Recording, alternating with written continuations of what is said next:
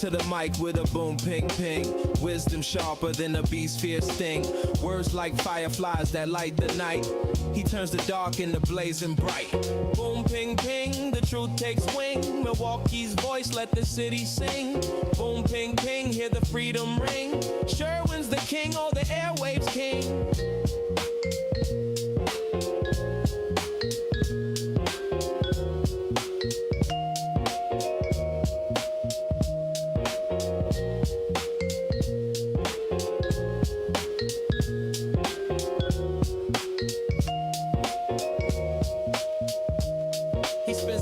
That shake the ground, unveils the truth where lies abound. Politics, justice, social streams. He molds the chaos into dreams. No silence here, just the sound of change. Boom, ping, ping, rearrange. Boom, ping, ping, the truth takes wing. Milwaukee's voice, let the city sing. Boom, ping, ping, hear the freedom ring. Sherwin's the king, or the airwaves king. Through the static, through the noise, he amplifies the people's voice. Boom, ping, ping, like a heartbeat's call. He's got the wisdom to break down walls. Yeah.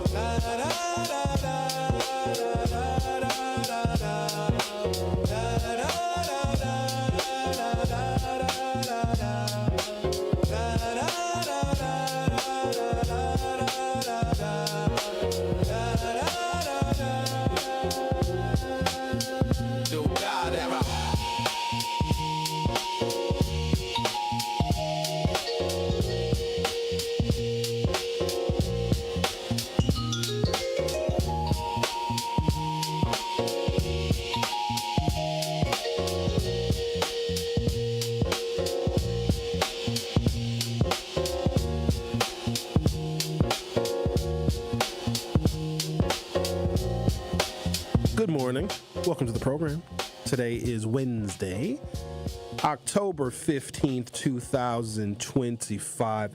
Whenever I have an opportunity to clearly articulate contrast between the two political parties, I do so. For most of you, the contrasts are pretty clear. Like, you just know that the parties are different and you can call out different policy agendas and the different presidents from one political party versus another, and the things that they prioritize, you know, the hills that they die on politically and what they fight for their constituencies as a Democrat or a Republican, but also need to find ways to combat voter apathy, because there's always somebody, and it may not be a lot of people, and maybe as time goes on, there's less and less people that think that the political parties are both the same, or it's more likely people don't really understand how it all works, how committees work, how policies work, how executive orders work, and all these other bits and pieces. And because they don't understand how all of these moving parts work, they just say, oh, all the political parties are the same. Well, policy making, that is the same, because there's rules and order that you have to follow, but the political parties themselves are very, very different. And so whenever I can give some detail that really show the clear contrast between the parties, then I'm trying to take away that excuse from people that don't vote because they think the parties are the same, or they want to see immediate systemic change overnight. That doesn't happen. I wish that I could get on a treadmill for 8 minutes and lose 32 pounds. I ate so much last night, I'm still full right now, and it's 9 o'clock in the morning, so I don't know how many hours on the treadmill I'm going to have to spend, but I'm digressing. So change, it takes a really long time, and it's painstaking work, and it's boring, and it's arduous, and some days you want to quit, but you can't. So it takes a long time, and so for people to think, if, let's say, Kamala Harris would have gotten elected, all of the things that she talked about on the campaign trail probably would have been stifled by Congress, wouldn't have worked. She would have lost support from Democrats. There'd probably be some disaster somewhere that would take her eye off of the ball or whatever she was selling during the campaign trail. And I think people look at that and they say, see, Kamala Harris is a liar. She promised all of these things and, small business loans for African-American businesses, and she promised to protect women's health care and all these other things. And if those things don't come to fruition, then people just give up on the system.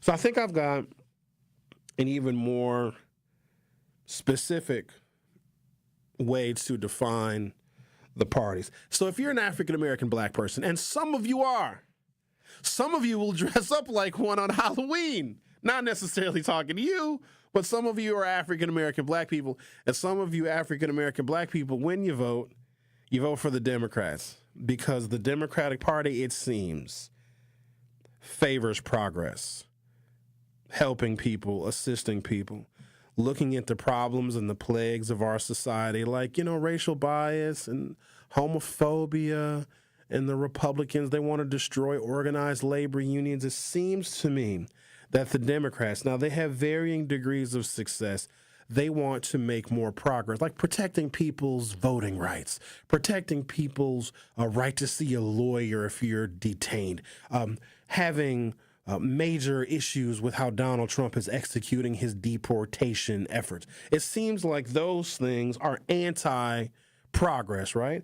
The Republicans' idea of progress is anti-progress, rolling back DEI protections, reassigning attorneys in the Department of Justice whose sole job it was to investigate cases of racial discrimination, and the people in HUD, Housing and Urban Development, who were there, whose jobs it was to investigate cases of housing discrimination, which we still know exists in this country. That is progress to the Republican Party. Getting these people out of our country because, they're illegal and they're doing bad stuff, apparently, right? It seems like all of that is regressive. Don't we want to be an inclusive society? Didn't we used to want people to bring their poor, their tired, and their huddled masses yearning to be free? The Statue of Liberty lady has that written on by her dress down there. I wonder what she's wearing under that. You ever think about that, Andrew? What Lady Liberty's got on? Probably some bloomers. She has chains around her feet. They never show her feet. Her feet actually have so France gave us a Statue of Liberty because they're like, you finally have got rid of slavery. I'm going to send you a big copper statue. And around her feet are actually broken chains. I didn't know that till I was in like my 30s. But we used to welcome people. Like, she was at Ellis Island. She's got a torch. She's waiting for people to come to America. We used to want people to come. But now there's a political party that is exporting people out of here. So isn't that regressive?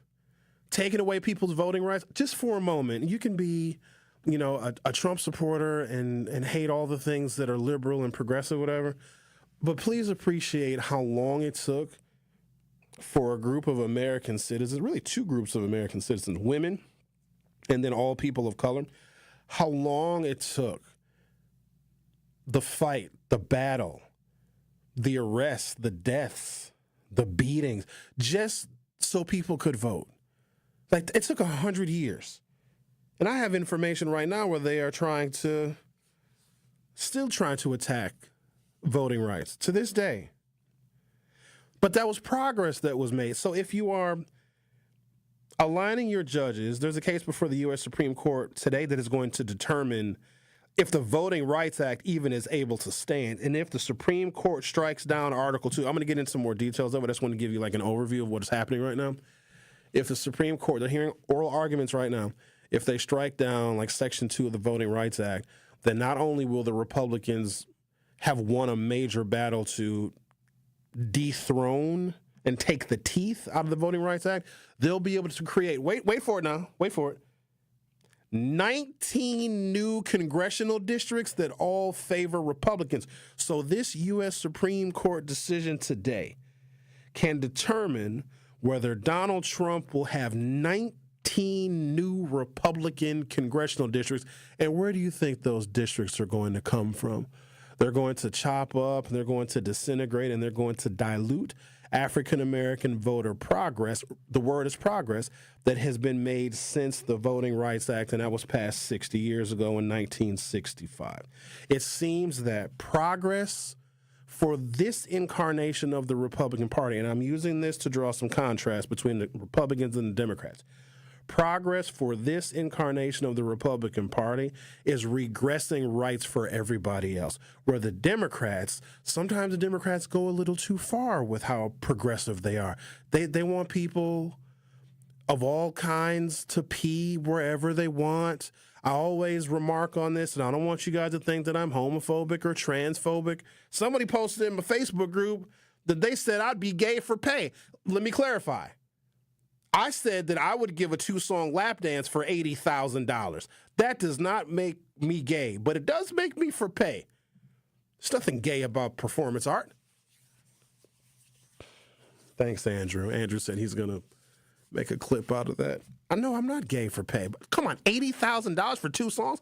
Y'all have done worse things for 2 songs. You know what I mean? And I'd walk away with my 80 grand in cash, probably wearing a sparkly G-string, whatever. I don't care. It's 80 G's. You know how many more G-strings I can buy with $80,000? However, I am now digressing like the damn Republican Party. So it seems that the Democrats, because they are a political party that thinks that America has yet to realize its full potential, because we keep so many people back. You know, we underfund schools, we over-police people, we prioritize the wrong things. Like we expect, you know, African Americans to be better and to act better the more police we throw in their neighborhoods, and all that does is it increases arrest numbers. And it's all twisted, you see. But the Democrats are trying to progress this American system so it can realize its full potential. I don't know if America has ever realized its full potential, where everybody is valued and appreciated and everybody has the same opportunity and we all get the same great education. We invest in children like they are our future and not problems to be solved. We have never been there. We've made little baby steps, and it has largely been either bipartisanship or the Democratic Party on the forefront of that progress. But again, sometimes they go a little bit too far. I like to go to the Oriental Movie Theater. It's on Farwell Avenue. It's a very beautiful movie theater. I'm a member of the Milwaukee Film Festival. You should be a member of the Milwaukee Film Festival too. I think it's MilwaukeeFilmFest.org or whatever it is. Go to their website and become a member, because I like cinema. I like independent cinema. I like people who just are really brilliant and talented, but they don't have a whole bunch of money to, you know, hire a studio, and they just have like an iPhone 17 and they shoot a movie. Like, I like that kind of stuff. I also think that perspectives can be taught through cinema better than they can be taught maybe through the spoken word or even through music, because some people are visual learners like that, you see. So I love cinema, and I love going to the Oriental Theater because it's like this 100-year-old theater, and it's very ornate and it's very beautiful. Well, they have a bathroom there. Well, of course they have a bathroom there because they have people that have to use the bathroom when you go see a movie. Side note, I go to the bathroom before the movie starts because I don't ever want to get up during the movie to go to the bathroom, because when I do, I'll miss the best part of the movie, or at least that's what I think. So if you go into the men's bathroom at the beautiful, ornate Oriental Theater on Farwell Avenue on Milwaukee's east side, you'll walk in the men's bathroom and you'll see a little table off to your left as soon as you walk through that second door.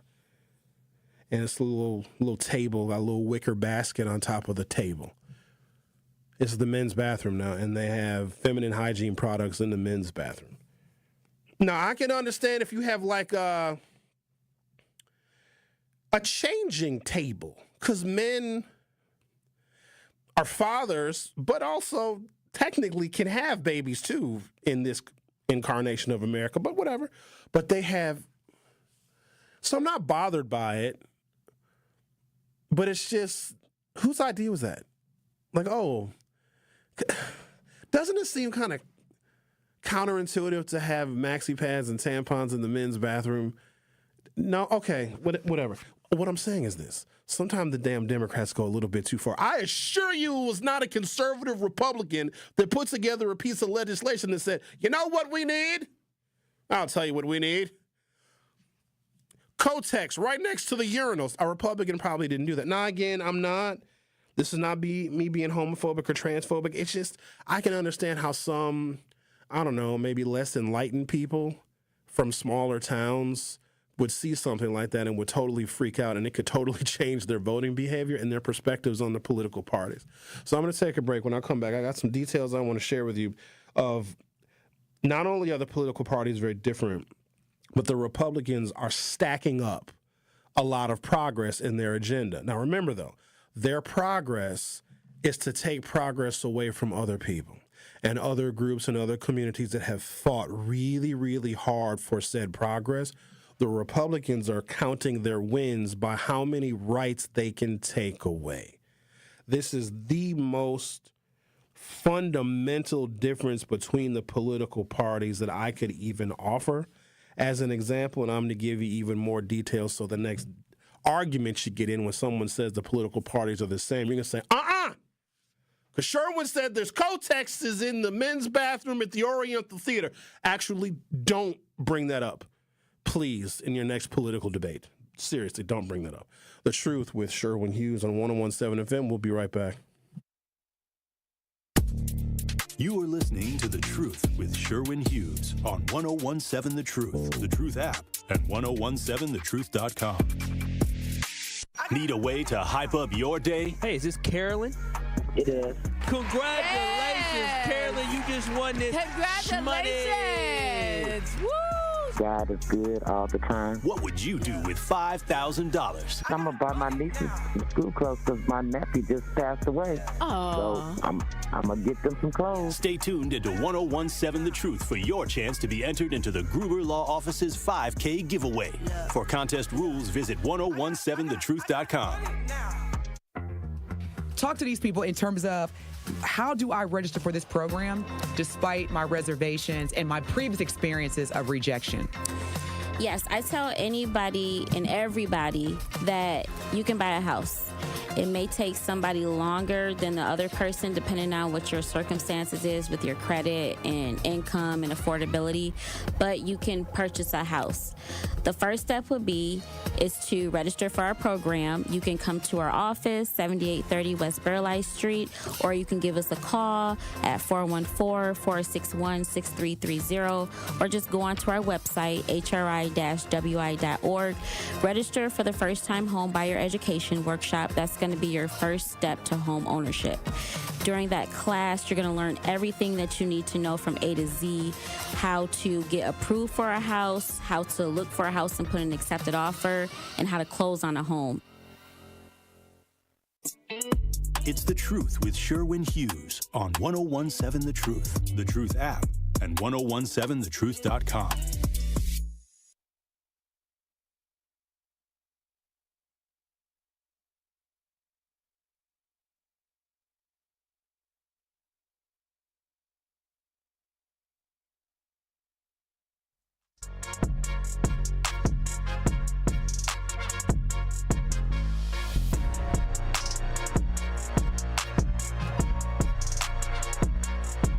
I was trying to play some D'Angelo because he passed away yesterday. 51 years old, pancreatic cancer.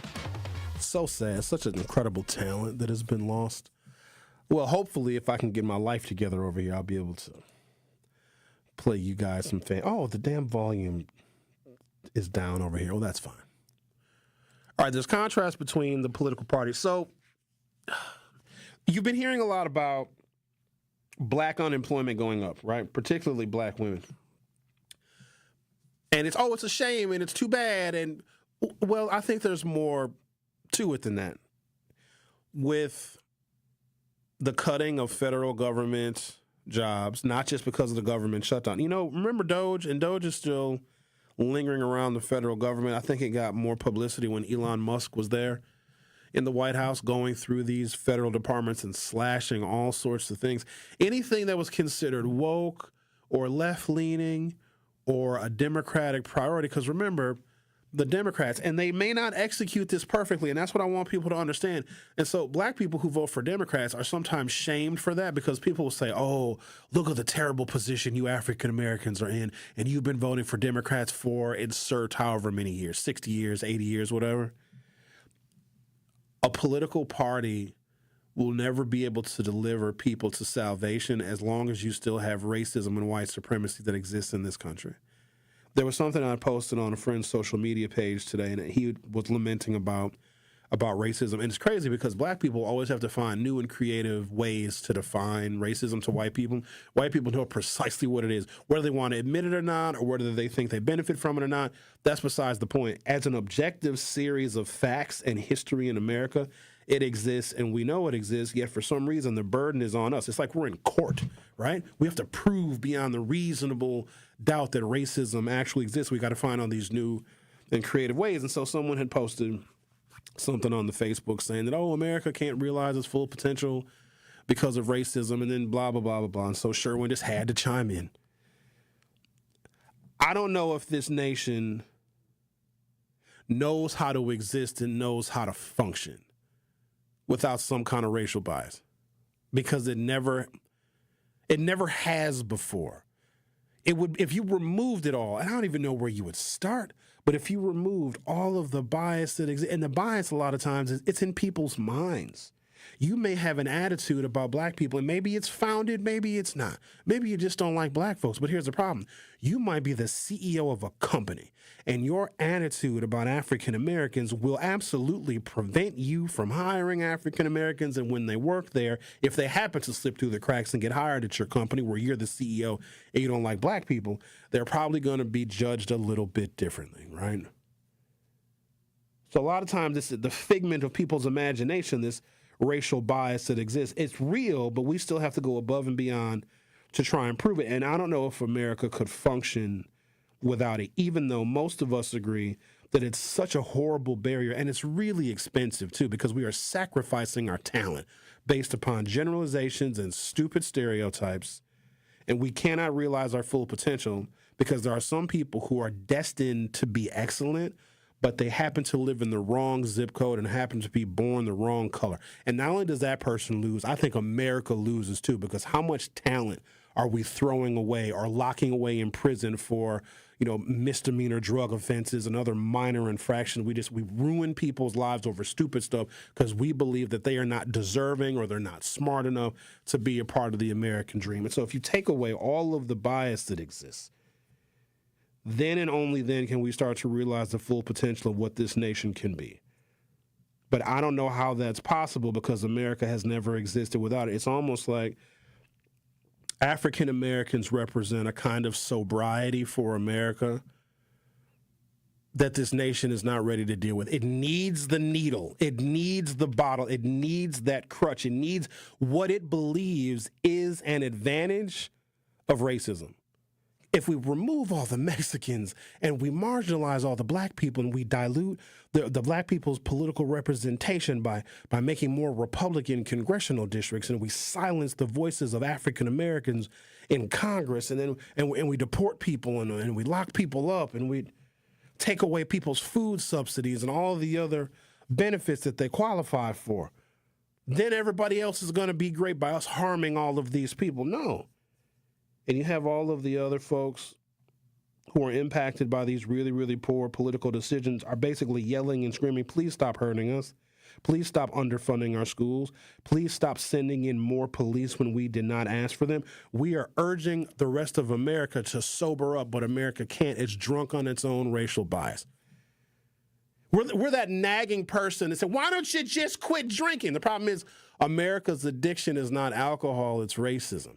And black people represent its sobriety. We're trying to tell America to kick the habit, get off of the junk, stop smoking that crack, stop injecting that heroin of racism. But America's like, I can't live without it. It's all I've ever known. It has gotten me through some of the toughest times. It's my crutch. It is reliable. It has been there since the founding of this nation. And we here, people of color and black people and brown people, and some people who are a beautiful shade of yellow, are saying, America, you need to sober up. It's starting to get a little ridiculous. America, you're starting to get skinny. You're starting to lose your teeth.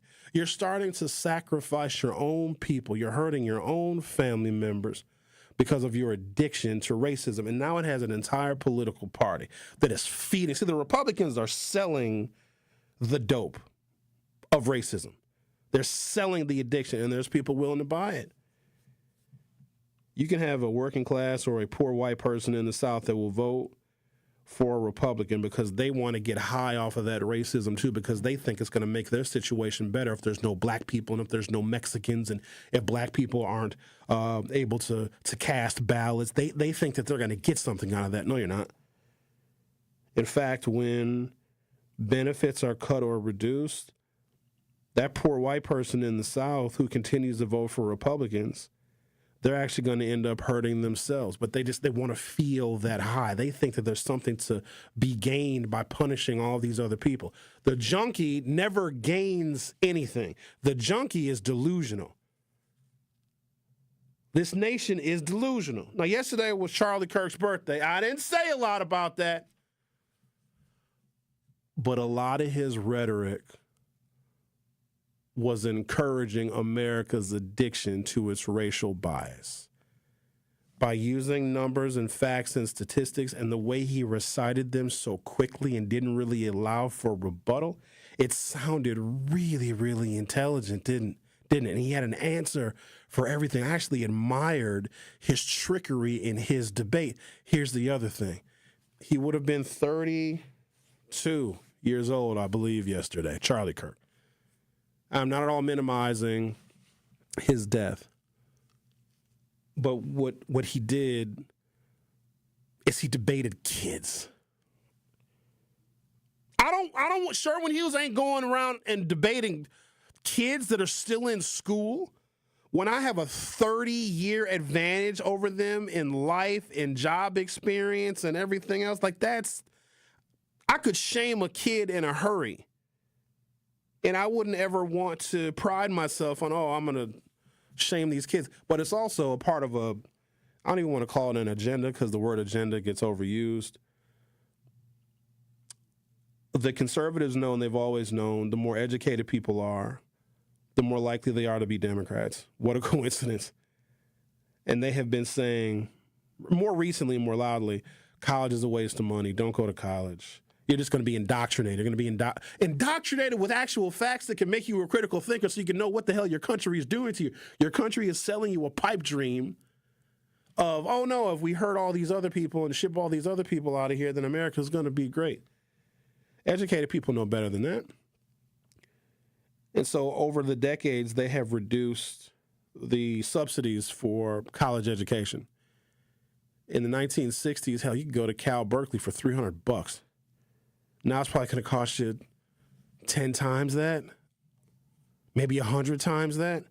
Because what Ronald Reagan found when he was governor of California, the more educated people got, the less likely they are to be Republicans. So you have somebody like Charlie Kirk, and there'll be another one. You go around, you embarrass these college kids, you debate these college kids, you crush them, and you put it all on TikTok, and you make someone like a Charlie Kirk look like a hero because they're owning all these stupid liberal college kids. And what happens is these kids will be like, you know what, I'm wasting my money here. Maybe I am being indoctrinated. Charlie Kirk just told me that I'm stupid for all this stuff that I'm learning, and I'm paying $30,000 or $40,000 a semester. It's all a part of a system to make sure that Americans are as little educated as possible so that a very, very small number of really super smart, really super wealthy people can run roughshod over this nation and people won't even know any difference. They won't know any better.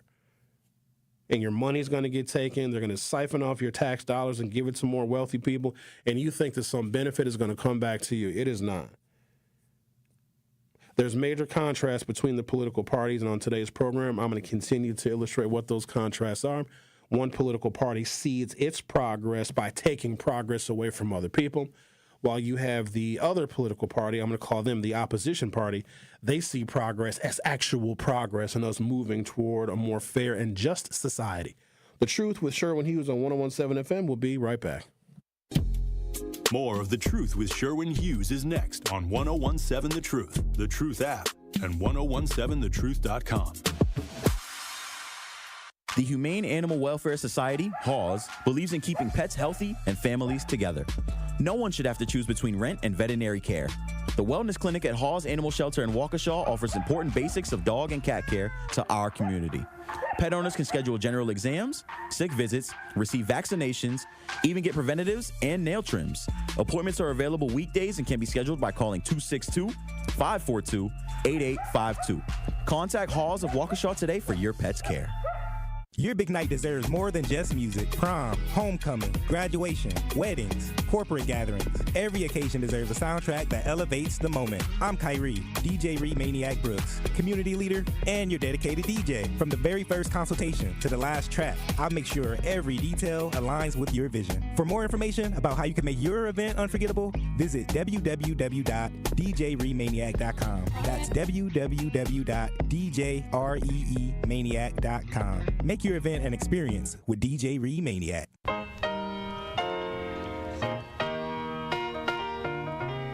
It's time for Truth Takes, a thought-provoking commentary on the award-winning 1017 The Truth. Here is Tory Lowe with his truth. It's official. July 5th is Tory Lowe Day in the city of Milwaukee and Milwaukee County. I am humbled to receive this proclamation from the mayor's office and the county executive's office. To me, this day represents life and purpose and being driven by passion to serve and empower others. It's about being unselfish and answering the call to help those in need and living life with intention. Despite challenges and obstacles, I remain focused on creating real change in my community, county, and state. This recognition isn't about me. It's about the collective efforts of those who supported me along the way. It's about the resilience and determination that defines my journey. As we celebrate this day, I want to leave you with a challenge. What will you do to create positive change in your community? Will you get out and volunteer, mentor, or simply be a support to a friend? Whatever it is, I urge you to take action. Together we can build a brighter future, one that's filled with hope, opportunity, and empowerment. I am honored to serve, and I am grateful for this recognition. Let's continue to uplift and support one another, striving for a better tomorrow. So what does Tory Lowe Day mean to me? Let's make a difference together. Let's stay committed to our purpose and keep pushing forward even in the face of adversity. I'm excited to see the impact we can make, and I'm grateful for the opportunity to serve alongside such an amazing community. Now, my question is, what does Tory Lowe Day mean to you? This has been Truth Takes on the award-winning 1017 The Truth. Listen to The Tory Lowe Show weekdays from 1 p.m. to 4 p.m. This is The Truth with Sherwin Hughes on 1017 The Truth, The Truth app, and 1017thetruth.com.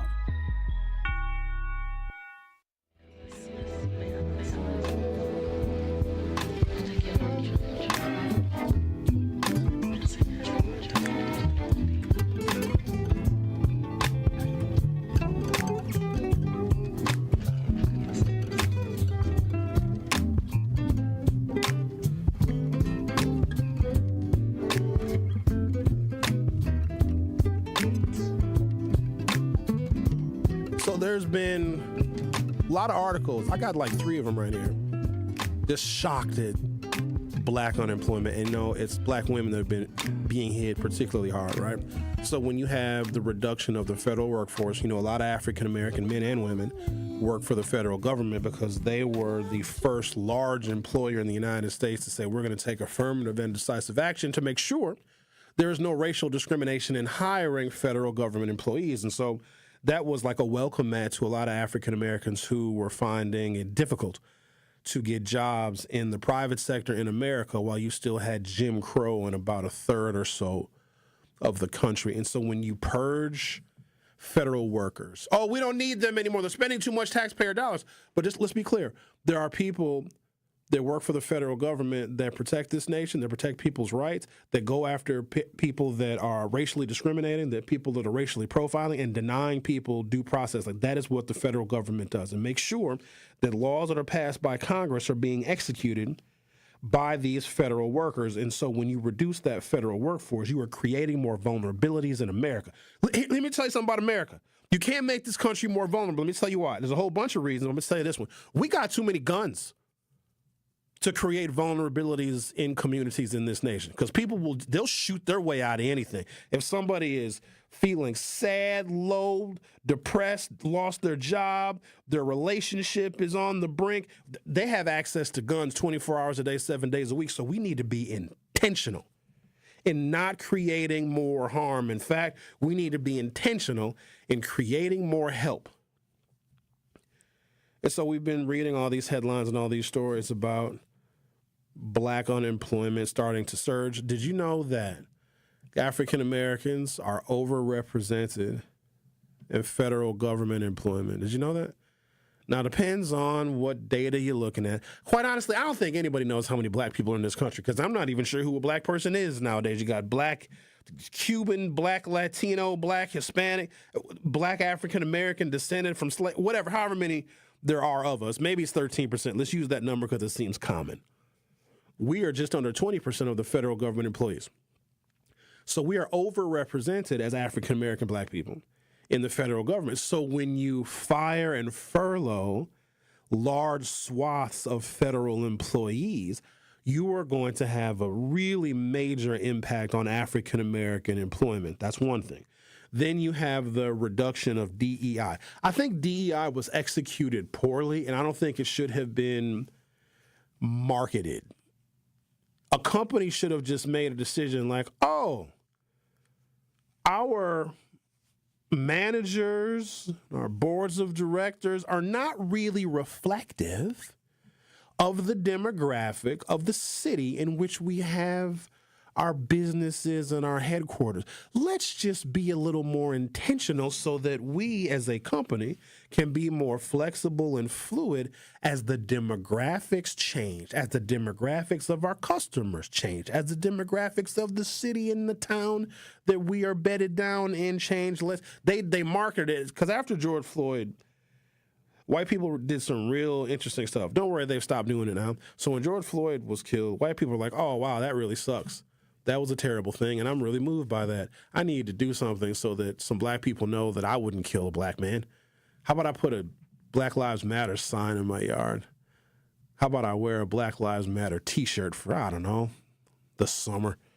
How about I go out there and take to the streets, have a social gathering or two with my friends and say Black Lives Matter a few times? Because I just want black people to know that I wouldn't kill you in that manner. Now, I may not hire you. I'll call the police on you when I see you bird watching in a park.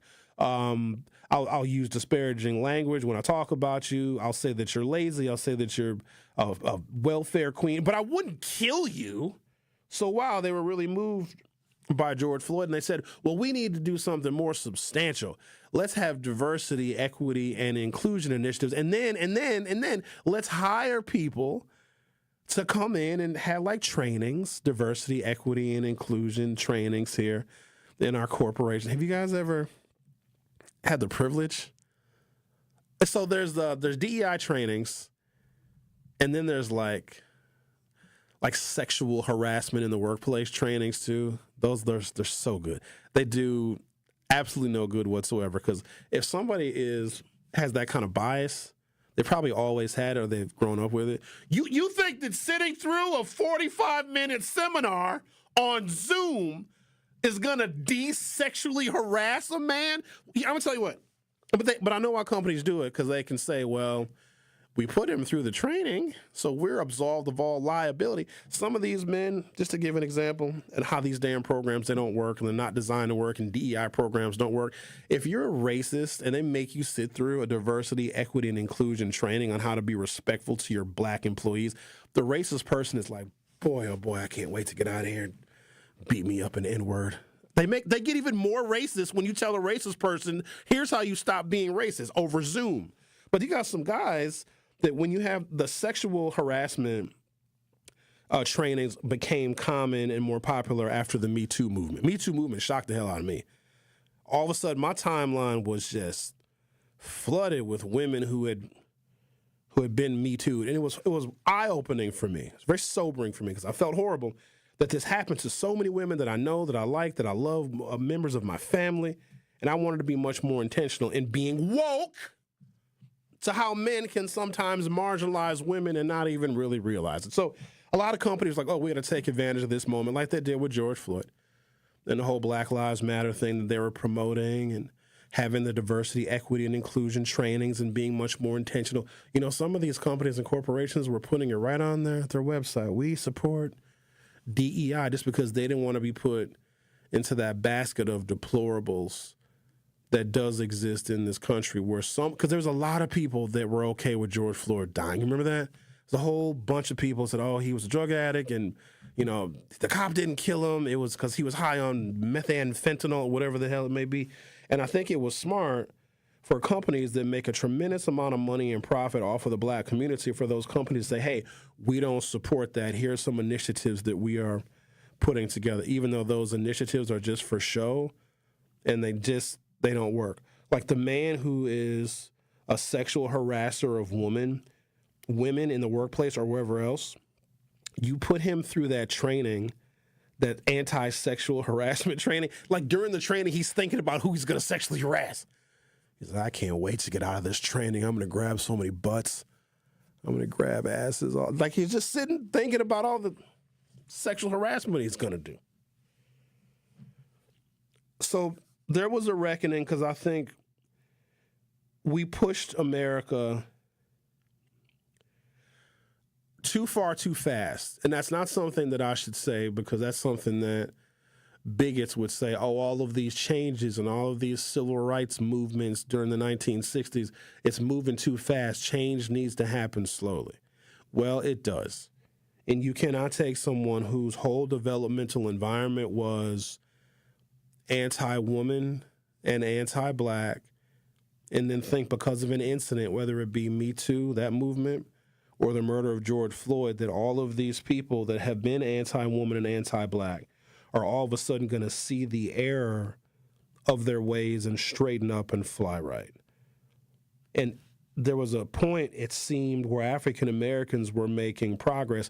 Even if we didn't have all these fake pseudo DEI initiatives, I think that black people still would have made progress anyway. Because just look at our trajectory in this country. 150 years prior to, Barack Obama would have been a slave. He would have been at an auction. He became president of the United States. And it wasn't really a lot of DEI initiatives.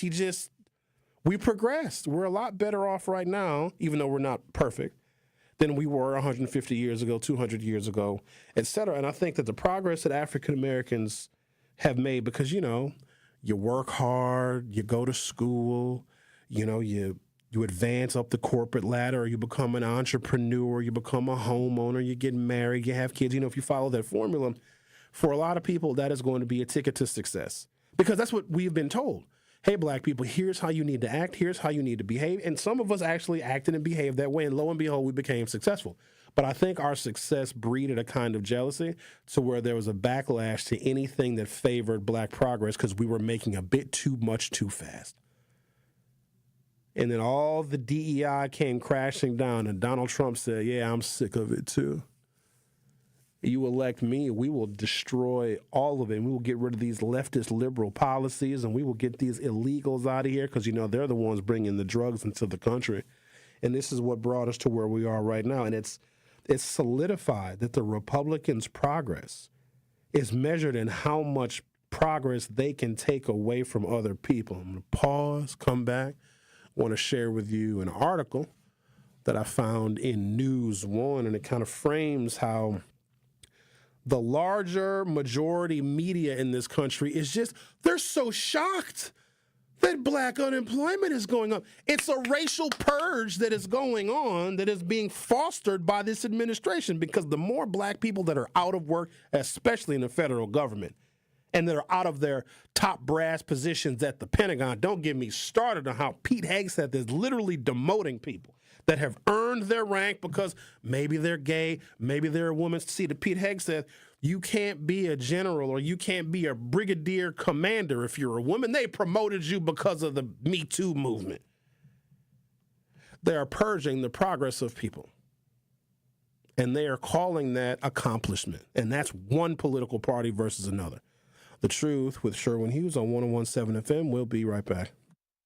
Don't touch that dial. The Truth with Sherwin Hughes will be right back on 101.7 The Truth, The Truth app, and 101.7thetruth.com. Need a way to hype up your day? Hey, is this Carolyn? It is.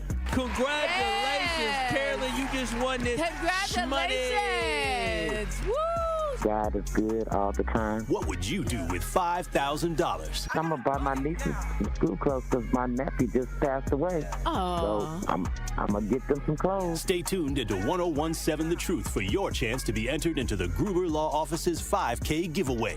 For contest rules, visit 1017thetruth.com. Contract-ready businesses, opportunity seekers, partnership builders, deal closers. Marketplace Wisconsin, the Governor's Conference on Diverse Business Development, is focused on you.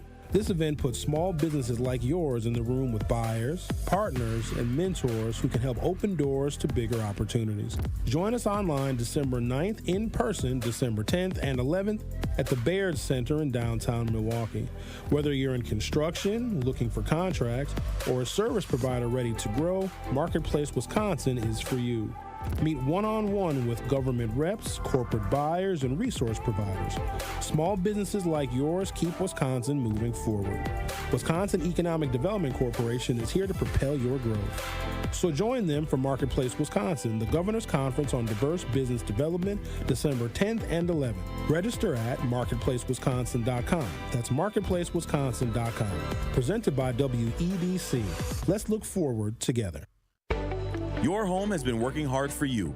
Now it's time to let it work a little harder. With a home equity line of credit from Brewery Credit Union, you can turn the equity you've built into smart solutions. Pay off high-interest debt, remodel your kitchen, or take care of life's unexpected expenses with flexible access to funds when you need them. Apply today and put your home's value to work for you. Visit brewerycu.com or stop by Brewery Credit Union. Equal housing lender.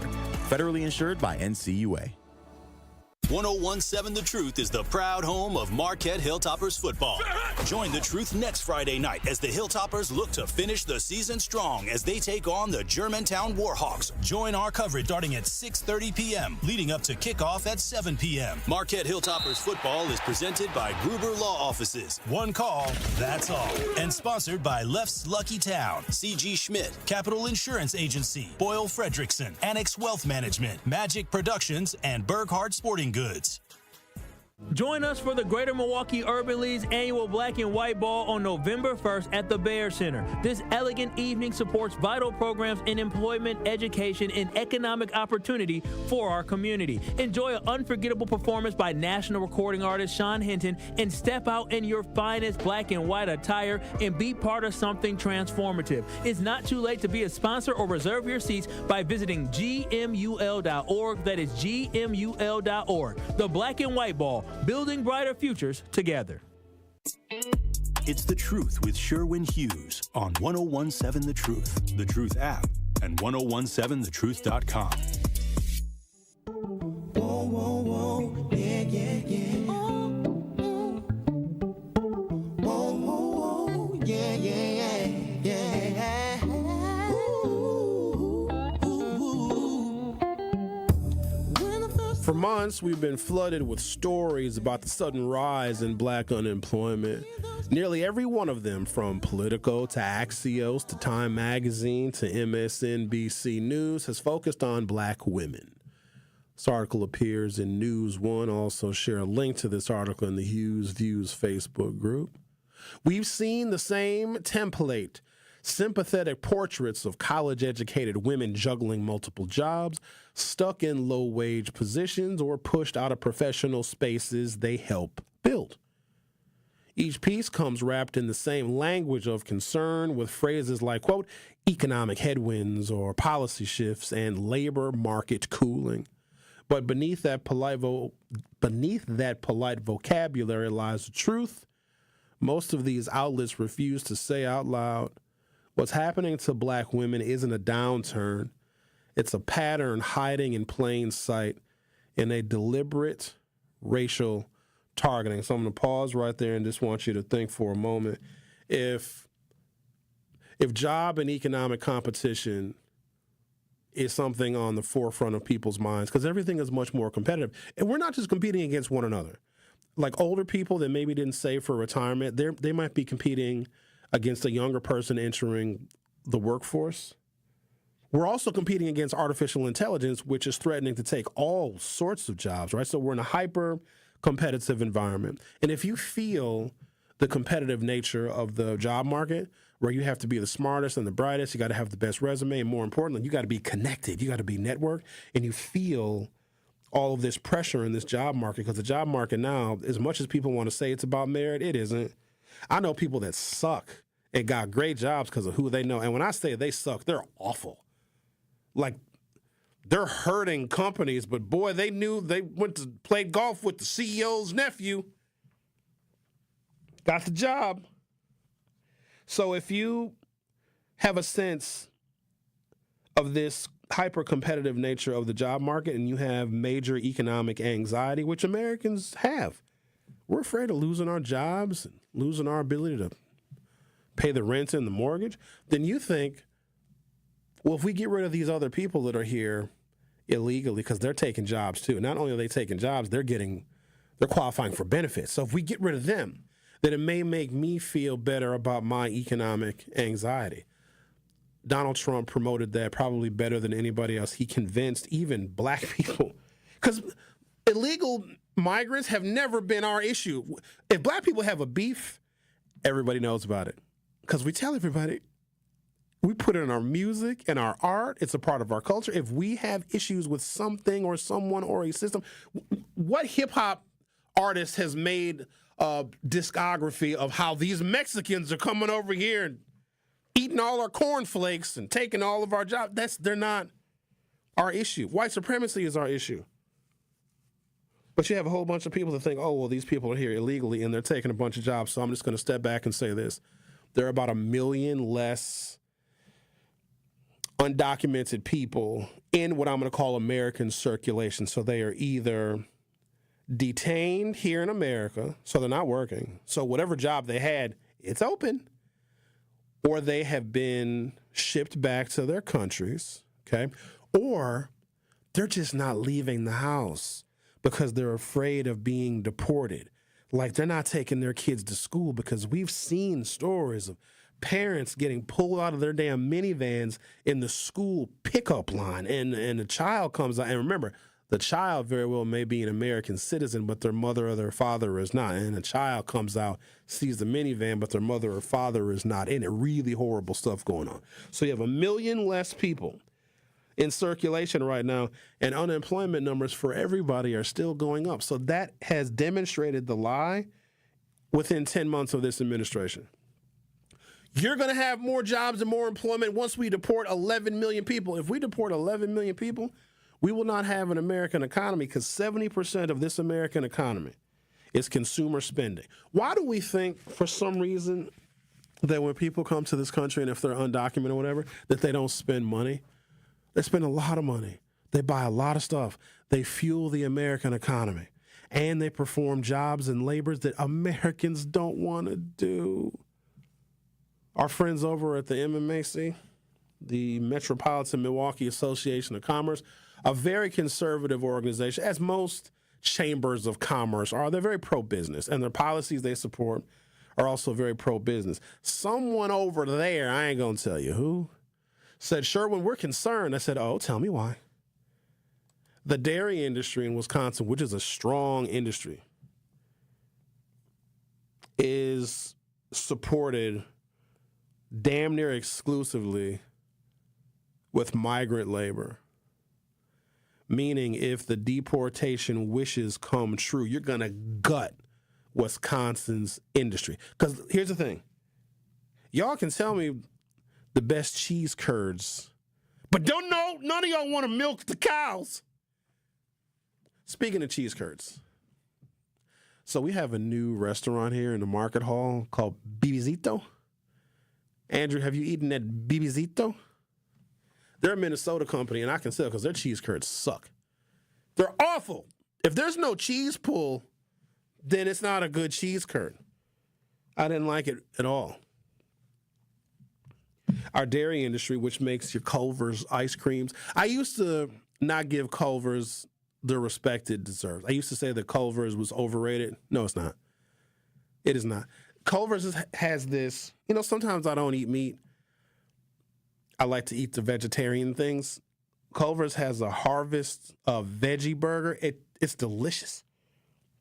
It's better, in my opinion, better than some of their hamburgers. But imagine the dairy industry in Wisconsin, how many more people that would force out of the workforce if more and more dairy farms were closing because the labor that we need for our dairy industry. I mean, we're a whole culture of cheese and frozen custard, which is better than ice cream. I'm going to take a break, come back, continue our conversation. I'm going to make the case today that the political parties are very, very contrasted and different. The Truth with Sherwin Hughes will be back for hour 2. Come in with straight truth. Everything got a message. I'll say this. Y'all can't be tired if y'all still messing with the negative energy. Every day I get on and say, the power of the tongue. Your impulsive negative thoughts, reacting, and these kids watching you reacting all wild and crazy. The programming you watching on TV, the music. And now, like Security Mike said, it's popular to pop somebody.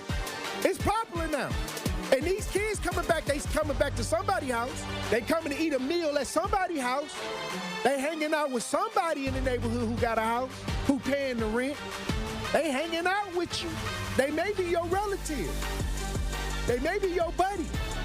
That social acceptance is there. Understand what I'm saying? So when we really tired, we gonna cut it off. We gonna stop it. Tune in to all your favorite 1017 The Truth shows all day, every day by downloading the Truth app.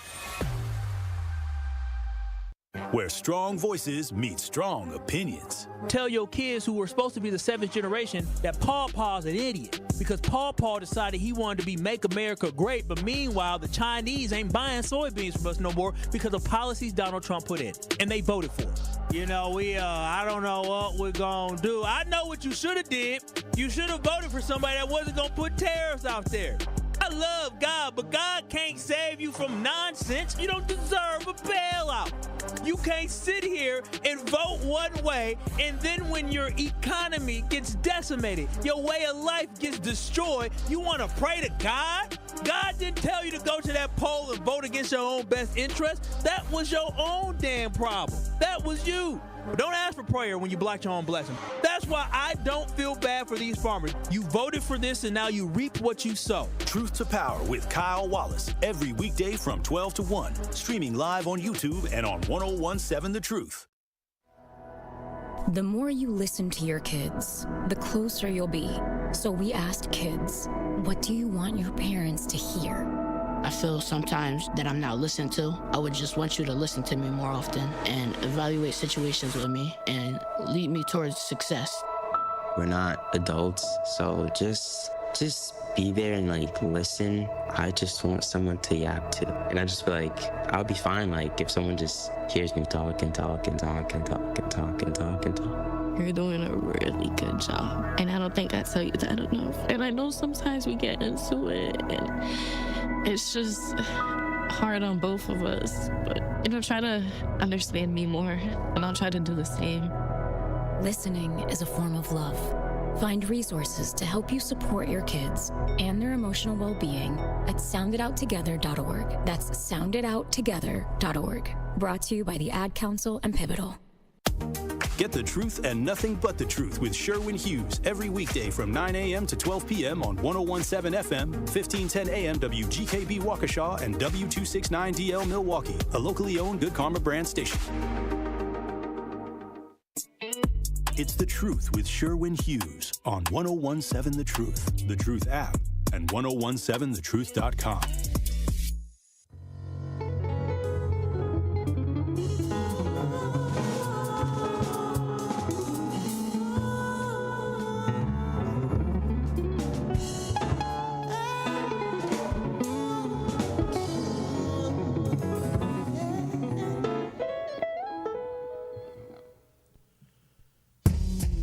Welcome to hour 2 of The Truth with Sherwin Hughes. So I'm doing my level best to illustrate the difference between the two political parties, and this current incarnation of the Republican Party is measuring its accomplishments by taking away rights and due process from other people. And a couple of examples that they're priding themselves on is they're demoting people in the U.S. military because Pete Hegseth, who was a weekend Fox News host, is now the Secretary of Defense. He wasn't even a normal host.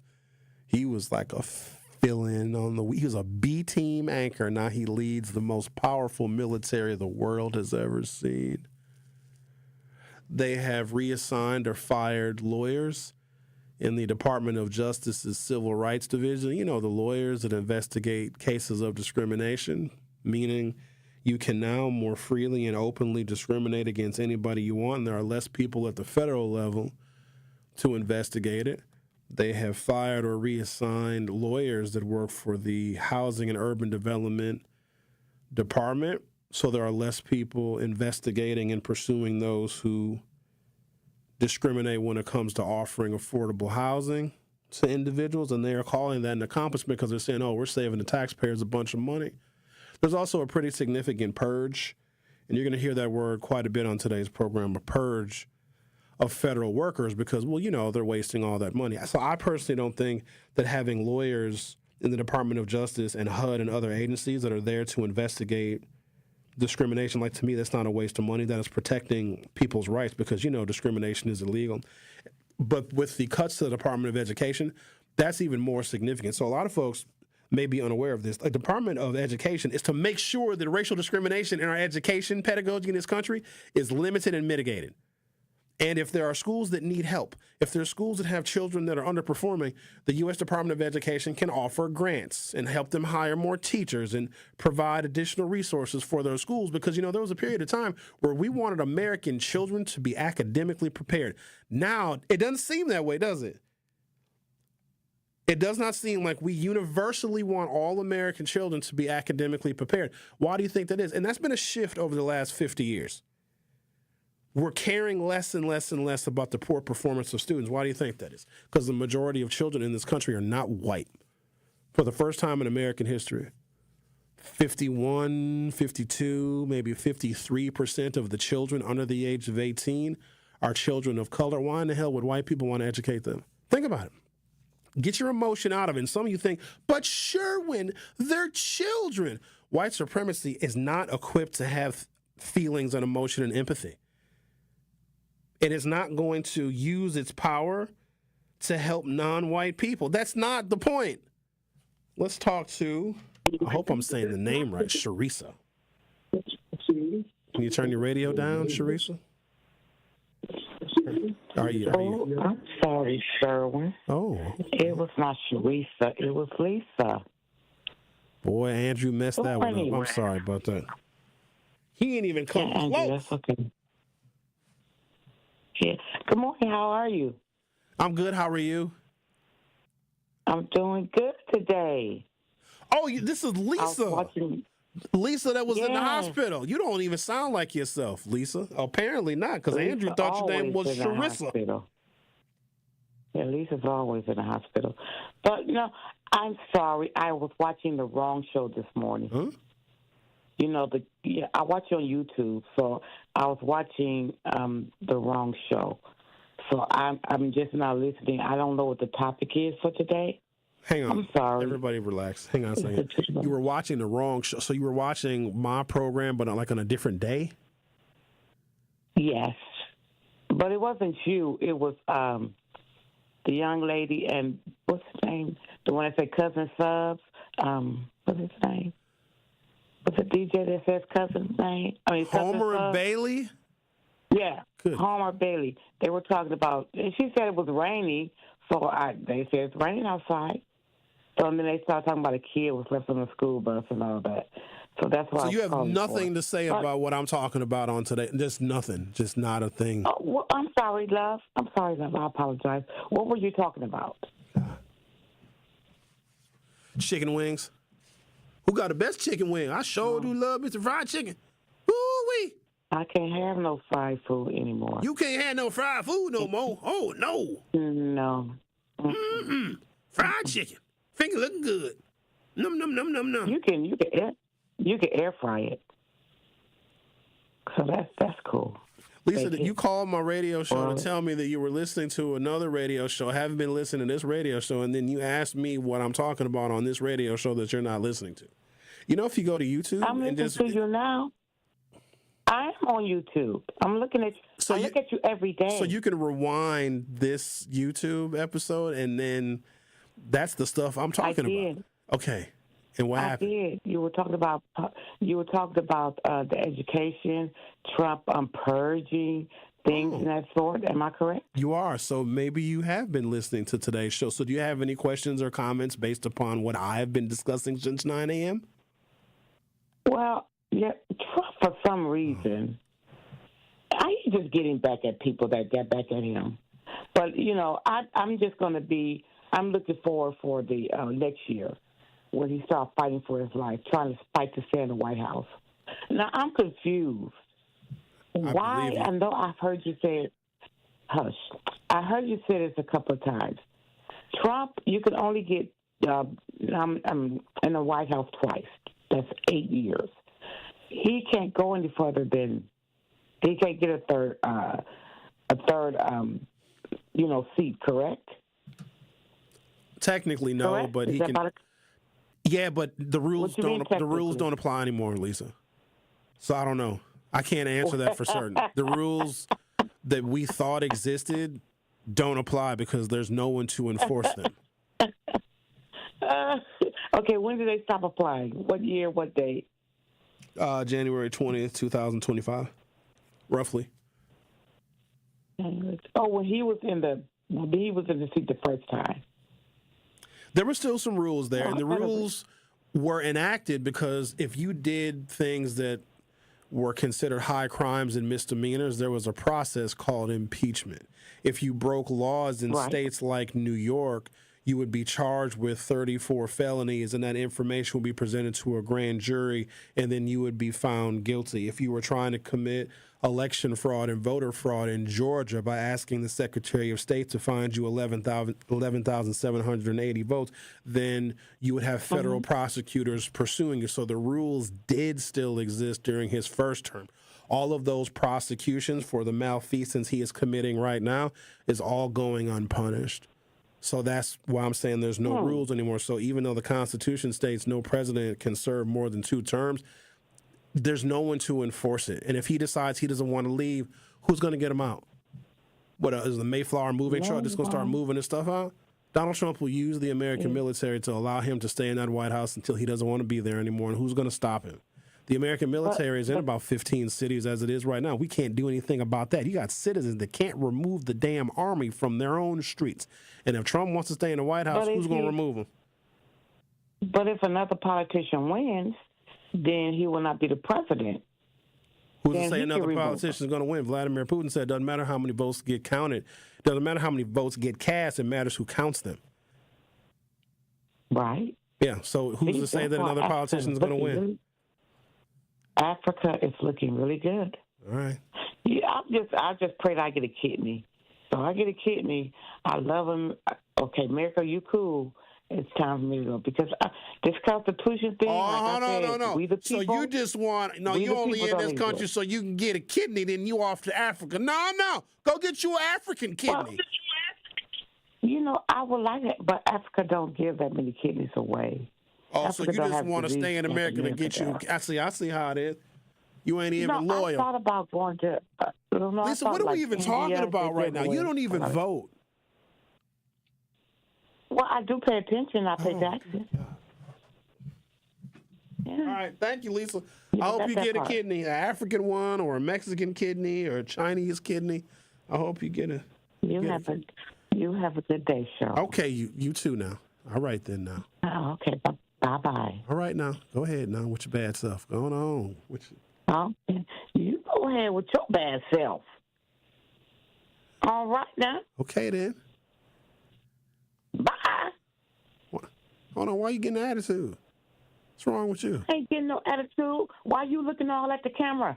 Yeah, you talk to me. You look at me when you talk to me. I ain't got no attitude. I just said bye, and you just saying bye, and I'm saying bye, and you saying bye. So what's it going to be?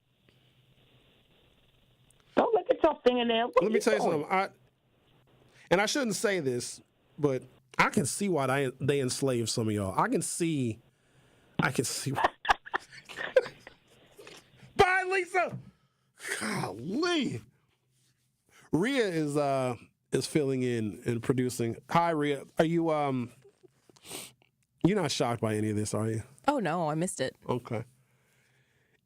I listen to other shows and people stay in bounds on other shows. I even listen to Al when he calls in other shows. He stays in bounds.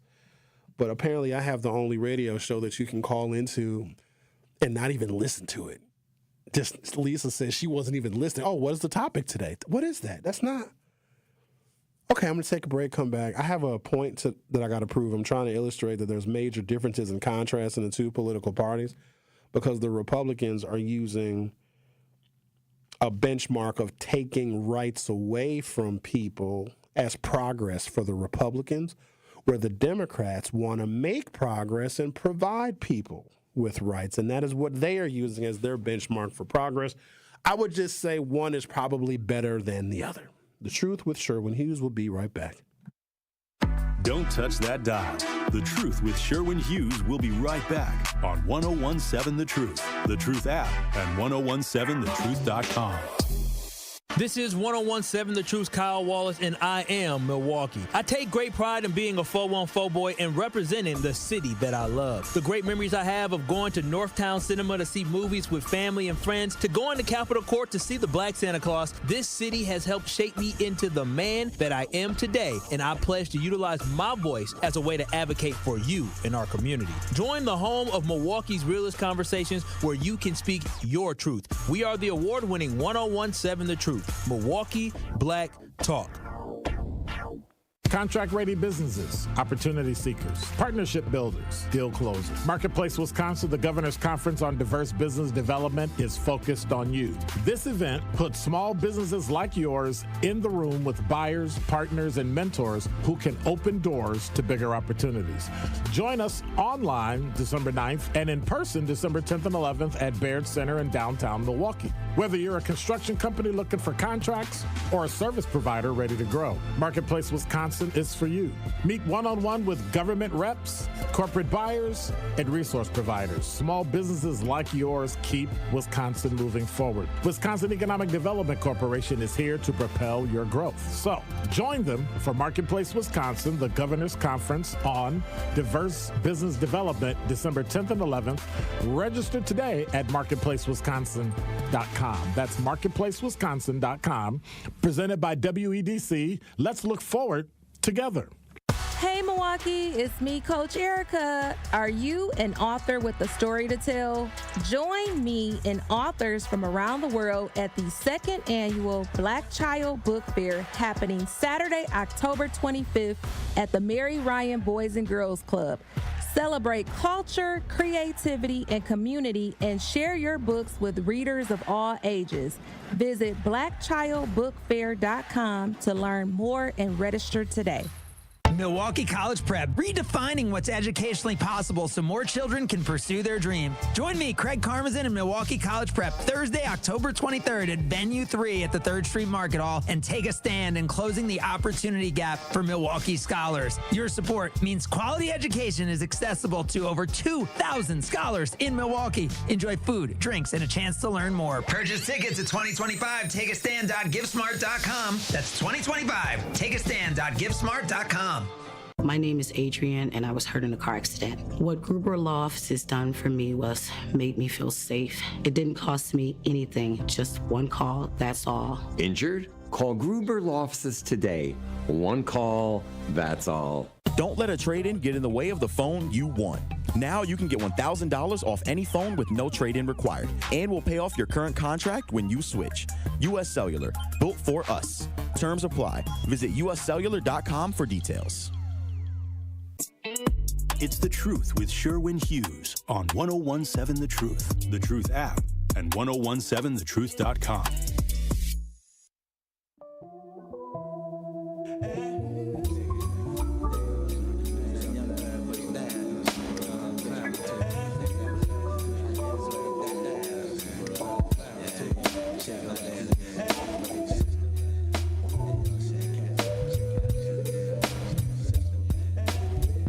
So I'm painting this picture of the intent of this administration, at least in year one. I have a feeling that whatever was in Project 2025, and I say that because, well, hell, I didn't read it. It was too long. I expected y'all to read it, and you guys didn't read it either, but we're starting to see what was in it. We probably could predict what's going to happen next and what the next priority is for this administration, because I don't know if Donald Trump came in with like a policy agenda. He wanted to undo a lot of things that Joe Biden did, and he did that with executive orders, which is counterintuitive because if you have a Republican majority in the House of Representatives and in the U.S. Senate, you don't need an executive order. You can actually pass a law. So executive orders don't have the force of law because they can be undone when a law is passed. But here's a reason why he signed like 200-some executive orders in, I don't know, a couple of months, like more than any other president. When you have a bill, let's say the bill is to defund the Department of Education or change the assignments and the duties of attorneys in the Department of Justice that pursue cases of discrimination. And let's say the executive order reduces or reassigns lawyers in housing and urban development when it comes to rooting out housing discrimination. If you put that in a bill, then there's going to be discussion. And that discussion oftentimes is going to be public. And then the public will catch wind of what is in that bill, and the public will push back. But if you do an executive order, nobody even knows because there's no discussion. Donald Trump, he receives a piece of paper that says, okay, Mr. President, if you sign this, you can rework the federal government's executive branch institutions with no discussion with the American people. And it was crazy because when Barack Obama had total gridlock in Congress and he wanted to, move a health care initiative forward, but he couldn't get it forward or couldn't move it forward because of so much gridlock in Congress, then Barack Obama said, well, look, I want to move this damn thing forward, so I'm going to sign an executive order. In Congress, you are more than welcome to create a bill if you don't like my executive order. You know what they call Barack Obama? When he signed executive orders to move the needle, to help the American people, to fortify our healthcare system, they called him a king because he signed an executive order because there was gridlock in Congress. But Donald Trump has no gridlock in Congress. And he's still signing executive orders. And the only people calling Donald Trump a king is the people going to the No Kings protest. And I just saw something on my cell phone. I guess it's a No Kings protest happening soon. I went to one. Didn't really seem like it was accomplishing much. I'm not telling you not to go to No Kings protest because that is something that I think that's an accomplishment of those that want to push back on what is happening in Washington, D.C. They've had thousands of protests. I don't know what good it's doing because Donald Trump, and this is what scares me about him. Not many things scare me about him. He doesn't care about public opinion. And if you don't care about public opinion a year from your midterm election, which if the Democrats get control of the House of Representatives, they're going to impeach Donald Trump 38 times, minimum. He will be a lame duck. He won't get anything done. They're going to bring in investigators. It's going to be a whole thing. He doesn't want that because he didn't like the first impeachments. He has done more impeachable stuff now than he did if he would have had 10 first terms. Why is he not concerned about public opinion? Why is he not at all concerned that Americans may not like the direction that he has taken the country in and that Americans may vote for 5 or 6 Democrats in the House to give the Democrats the majority? He's not concerned about that. You got to wonder why he's not concerned about that. Every other president is always worried about how the American people are judging their performance moving into the midterm elections. And typically, this is history, whatever party occupies the White House, right now it's a Republican, Americans in that next midterm election, so 2 years after a president gets elected, they tend to switch parties. So if people voted for a Republican in 2024, come 2026, people are going to want Democratic control of the House of Representatives and the U.S. Senate. But Trump is not worried about that, which means there's something sinister brewing. Back to this News One article talking about the purging of African Americans from the workforce. The latest example came from the New York Times in a piece titled, "Black Unemployment is Surging Again. This time it's different." The article, published over the weekend, walks readers through a familiar scene featuring a young black woman with a degree in drive, struggling to find a job that matches her education. Her story is framed in soft light and muted tones, a tragic inevitability rather than a predictable outcome of Donald Trump's racist economic policies. The New York Times offers the usual explanations: high prices, expired subsidies, and slow hiring. But these are not natural forces. They're choices. The Trump administration deliberately ended pandemic-era subsidies that cushioned working families, froze federal hiring, and ordered federal contractors to stop pursuing racial equity. Each of these moves directly undercut the modest racial gains made during the recovery when African-American wages rose, unemployment dropped to record lows, and household wealth briefly ticked upward. So the progress that was made during the Biden administration, Donald Trump undid that. And so now you have these major journalistic outlets saying, we don't know what's happening with the surge in black unemployment. Well, it's Trump. They're dancing around the issue that the surge in African-American unemployment is just like some random circumstance. It is not. It is intentional. They're trying to purge African-Americans out of the workforce, and dare I say it is working brilliantly. And the other part is, so the safety nets that exist, if your income falls or if you're unemployed, there are certain benefits that you qualify for. Well, they're cutting those too. So you're damned if you do, you're damned if you don't. And it's one political party that is supporting all this. It's so bad that Marjorie Taylor Greene is now siding with the Democrats. Do y'all remember when I interviewed her? I thought it was Twilight Zone. And now she's over here saying, wait a minute, you're cutting Obamacare subsidies? Marjorie Taylor Greene represents Georgia 14. It is a poor, there's some working class people, but it's poor and very rural. It's a northern Georgia district.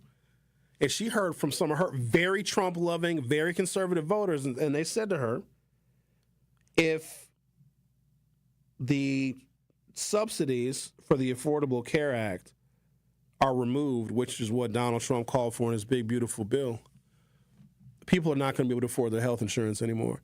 And then Marjorie Taylor Greene, who relied on her Speaker of the House to tell her the details of the bill, she admitted, she's like, Mike Johnson didn't even tell me that this was going to hurt my constituents. And then she came out with, it was a press release, where she said her own children are not going to be able to afford their health insurance because of what is in that big, beautiful bill. And this is why the government is shut down right now, just an FYI. Because the Democratic Party thinks it is categorically unfair for 24 million people to lose their health insurance because Donald Trump does not think that people should have it. And for those people that are able to keep their health insurance, if you purchase it through the Affordable Care Act exchange, you're going to see a 30%, 40%, in some cases 75% increase in your premiums. So even if you were able to afford your health insurance, pretty soon you will not be able to. It's sinister. And the Democrats are saying, leave the subsidies alone and we'll work to reopen the government.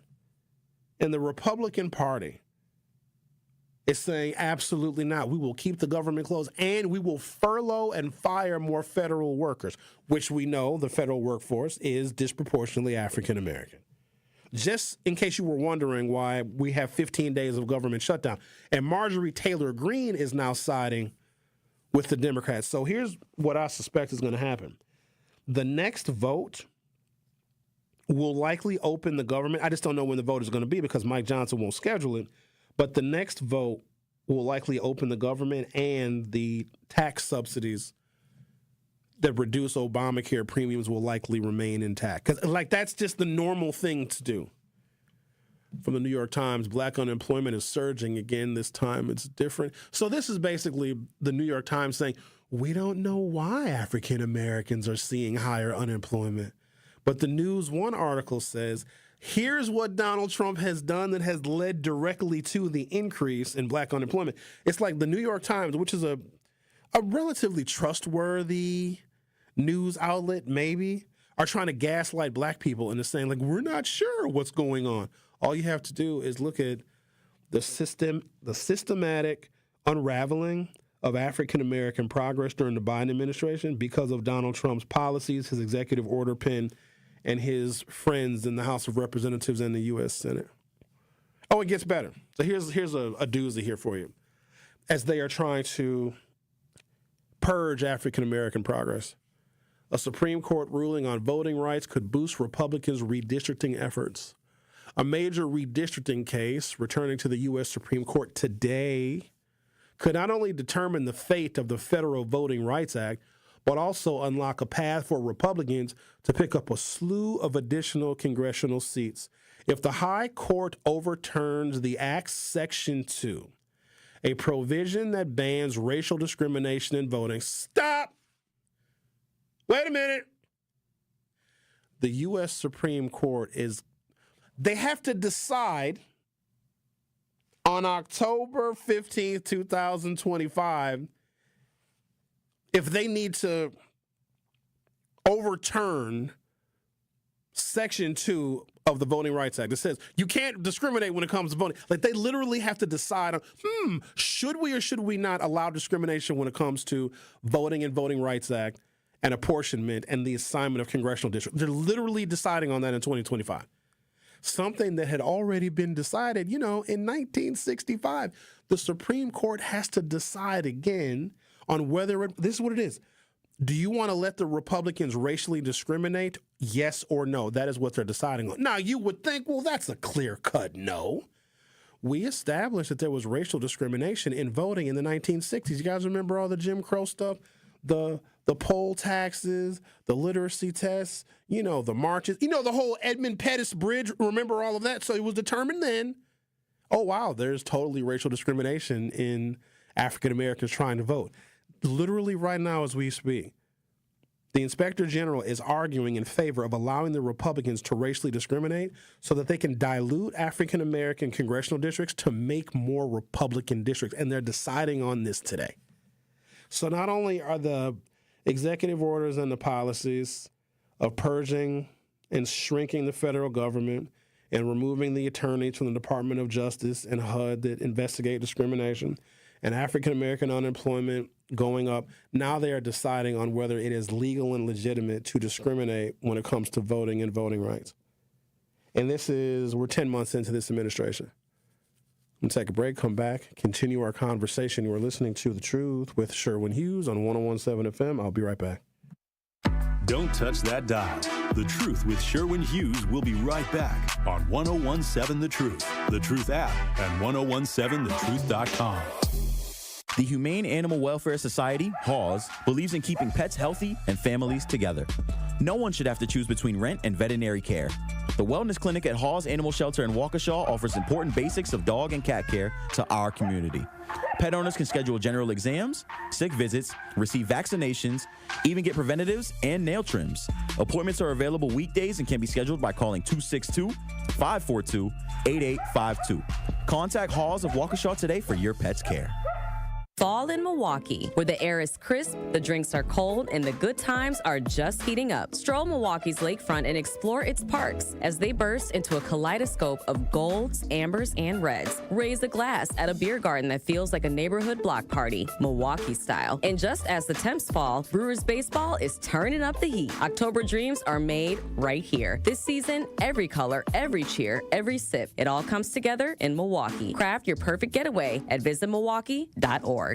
Hey Truth Nation, it's Rhea Riley, and I'm here with Ashley Lucas from Associated Bank, and this is Making Your Money Work. Let's dive in. So Ashley, how should a business owner look for the right bank? It's really important that businesses understand what their bank offers for small business. There's a lot of different ways they can look for it. Number one is do your research. Always make sure you're looking at the website and the different products and services they have to offer. That could mean looking at minimum balances, looking at fees, and also make sure that you're asking friends and family that are also business owners. Is there a bank that they've really liked to work with in the past for their business? It doesn't always mean it's the same bank that you bank with personally. And what questions should business owners ask their banks? Yeah, so when you're ready to open a business account, it's really important that they're going to ask you questions at the bank. The bank is going to ask your average balances, if you use a debit card, how you make your payments. But it's really important that you ask questions back.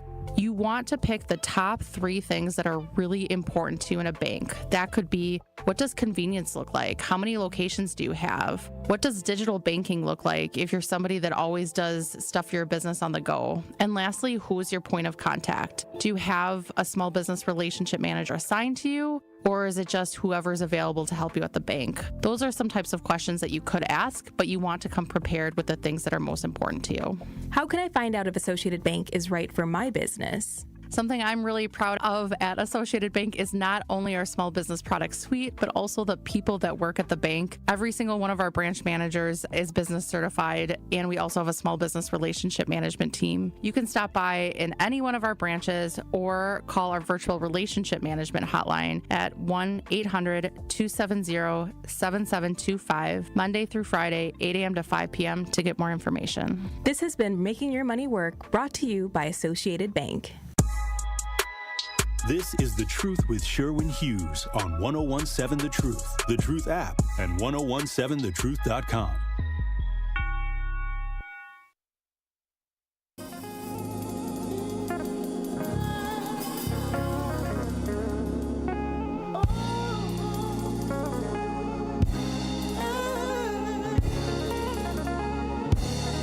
I know we listen and we don't judge, but considering what we have been discussing on today's program, how this incarnation of the Republican Party is counting its progress in ways that it's hurting other people, right? Like that's what it's stacking up in terms of wins, how it can take rights away, and the fact that there is a Supreme Court case being argued right now today to determine whether discrimination should be allowed in our voting process is insane to me. And I'm not gonna, it's too easy to throw stones at African-American Republicans. And here's the thing, there's not even a lot of them.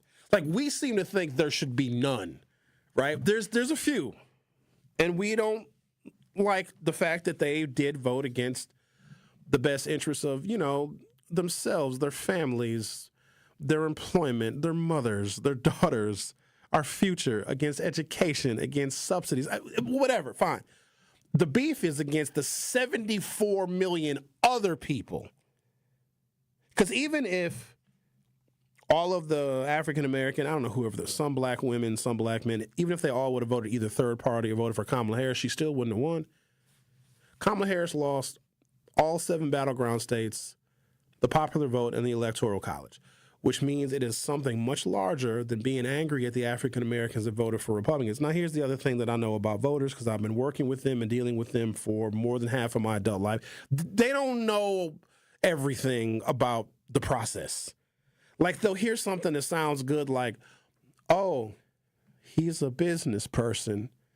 I like business. I want to have a business one day. I think I'll vote for him. Or they'll hear something like, oh, Republicans want to make your taxes go away. I think I'll vote for him because I don't like the taxes. Or they hear something like, oh, you don't got to pay the taxes on the tips no more. You weren't paying taxes on your tips anyway. You liars. And people say, oh, well, I don't like the Mexicans either. I love margaritas and Cinco de Mayo, and I love going to Solito Lindo, and I love enchiladas, and I love burritos. And white people have fetishized tacos in a way that I didn't even think it was possible. But boy, oh boy, I don't like the Mexicans. Oh, maybe I'll have a better job if we get rid of all the Mexicans. And so people, they don't know all the details. And so it's too easy for me to just yell and scream at the handful of black folks that voted for him and voted for other Republicans. We have a much bigger problem than that, because the direction this country is going, it's almost like we're going in a direction, like there's no more track left, but the train is going very fast, and there's no track, it's just cliff, and we're just going. We're not concerned about the long-lasting implications of this. Like the U.S. Supreme Court, do you understand how states, okay, so if the U.S. Supreme Court decides, yeah, you can totally discriminate when it comes to race and when it comes to voting rights. Absolutely. Do you know how some states are now going to define this? When the Supreme Court makes a decision releasing itself from what I call prior burden. The prior burden was, wow, there's discrimination in America. Stop it. It's illegal. It's unconstitutional. And every single state must comply. So when you change that order, and saying, oh, no, we're going to release the burden, and now states can discriminate any way they want to.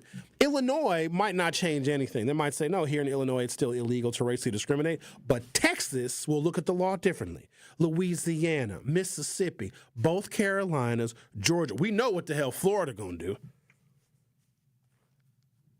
If the high court overturns the Section 2 portion of the Voting Rights Act, a provision that bans racial discrimination in voting, Republican-controlled states could redraw at least 19 more voting districts for the House of Representatives in favor of Republicans, according to a recent report by the voting rights advocacy group Black Voters Matter. And depending upon when the court rules in the case, known as Louisiana versus Calais, some number of seats could be redistricted prior to next year's midterm election. The analysis comes as President Trump continues to lead a GOP push for new maps in Texas, Missouri, North Carolina, and other states that could help Republicans preserve their slim House majority after the 2026 election. So here's what Trump is trying to do. He doesn't want to have to be worried about public opinion because he is underwater in every measurable category, including the economy. And that's usually where Republicans do very well. So he's doing horrible. Even his own voters like, oh, this dude kind of sucks. But if they're able to manipulate the court, which they have been building this Supreme Court since his first term. They've been building this current Supreme Court since Barack Obama was in office, because had Barack Obama, well, a couple of things. Had Barack Obama been able to appoint Merrick Garland, and if Ruth Bader Ginsburg didn't, she died and killed all of us. She could have stepped down and let Barack Obama appoint 2 people on the Supreme Court. You would still have a liberal majority on the U.S. Supreme Court, meaning Roe versus Wade would still be intact. This case wouldn't even be heard by the Supreme Court, where the Republicans are trying to make it legal and legitimate and, more importantly, constitutional to racially discriminate. So they have been building this court for a very, very long time. And if Trump and the Republicans get their way and they get 19 more Republican seats, so black representation is going to be reduced. The Congressional Black Caucus is probably going to shrink by 30%. And Donald Trump won't have to worry about public sentiment in the midterm elections next year. So even if we'll have a situation like we have here in Wisconsin, even though our maps have been amended because of our state Supreme Court here, where, and I don't know how many election cycles, the majority of the votes cast in the state of Wisconsin were for Democrats, but the majority of the legislative seats went to Republicans. Sounds counterintuitive. Well, that's because it is. What this kind of gerrymandering does is it says, even if the majority of the people in your state vote for one political party, the way the maps are drawn, there's just not enough Democratic votes in a diluted district to elect Democrats to represent that legislative district. Therefore, Republicans still control the legislature. You know what that means for Milwaukee? We get screwed. Republicans aren't going to give Milwaukee every resource it needs to be a great city.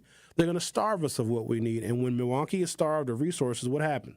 Students perform worse, graduation rates decline, college admissions go down, unemployment goes up, substance abuse goes up, violent crime goes up. If we do not have the necessary resources and funds to prevent some of those social ills, Milwaukee is going to get worse. And then what do? When Milwaukee is getting worse, because they're starving us of our damn money. The travel and tourism dollars come from here.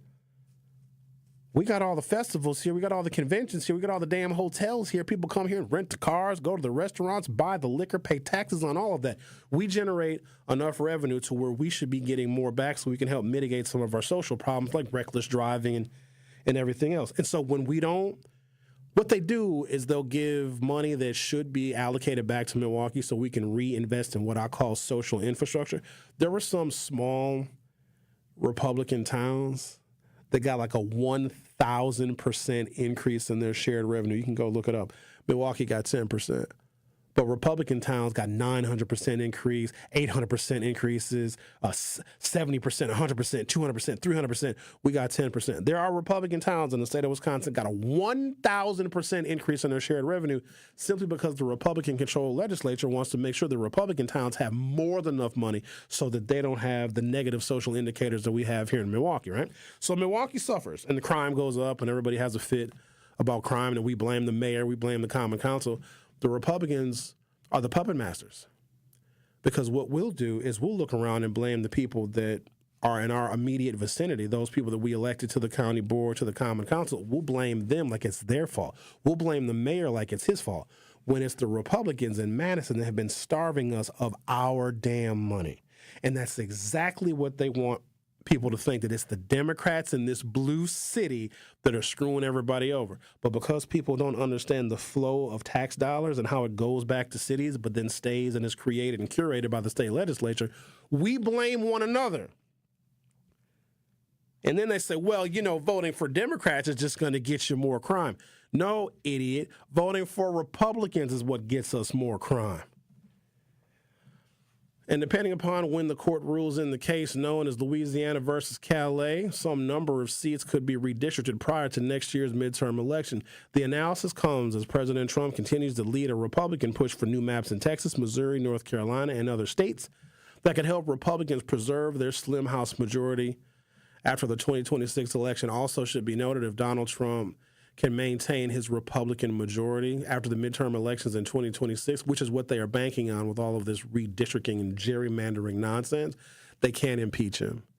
Only the House can impeach. The Senate can convict. But the Senate can't convict if there is no impeachment from the House. So the Senate could be Democratic. The Democrats could win the U.S. Senate. That math is a little bit more difficult, but it's possible, okay? So you'll have a Democratic majority. Chuck Schumer will be the leader in the Senate. Again, he needs to go away, but it's fine. But if there's still a Republican majority in the House, Donald Trump will not be impeached.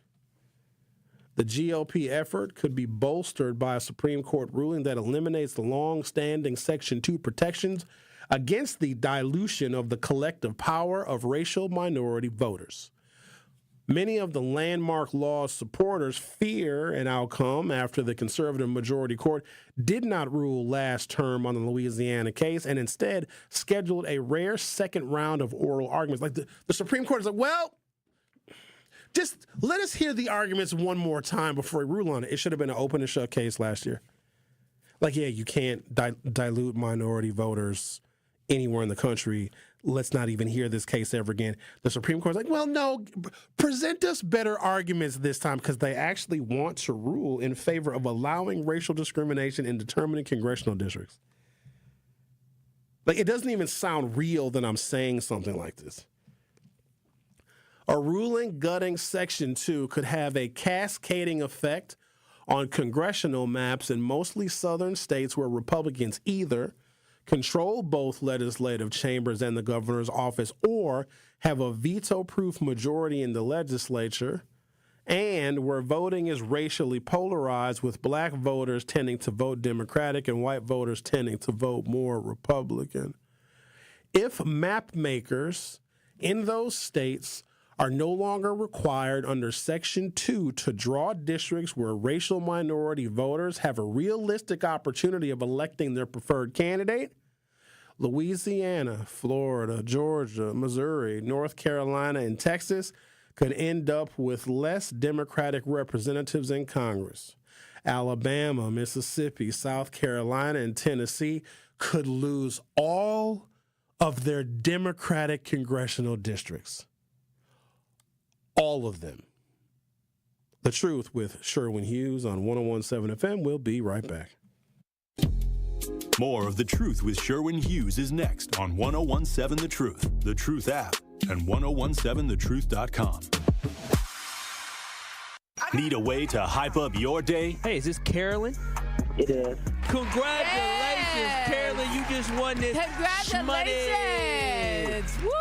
God is good all the time. What would you do with $5,000? I'm going to buy my nieces some school clothes because my nephew just passed away. Oh. So I'm going to get them some clothes. Stay tuned into 101.7 The Truth for your chance to be entered into the Gruber Law Office's 5K giveaway.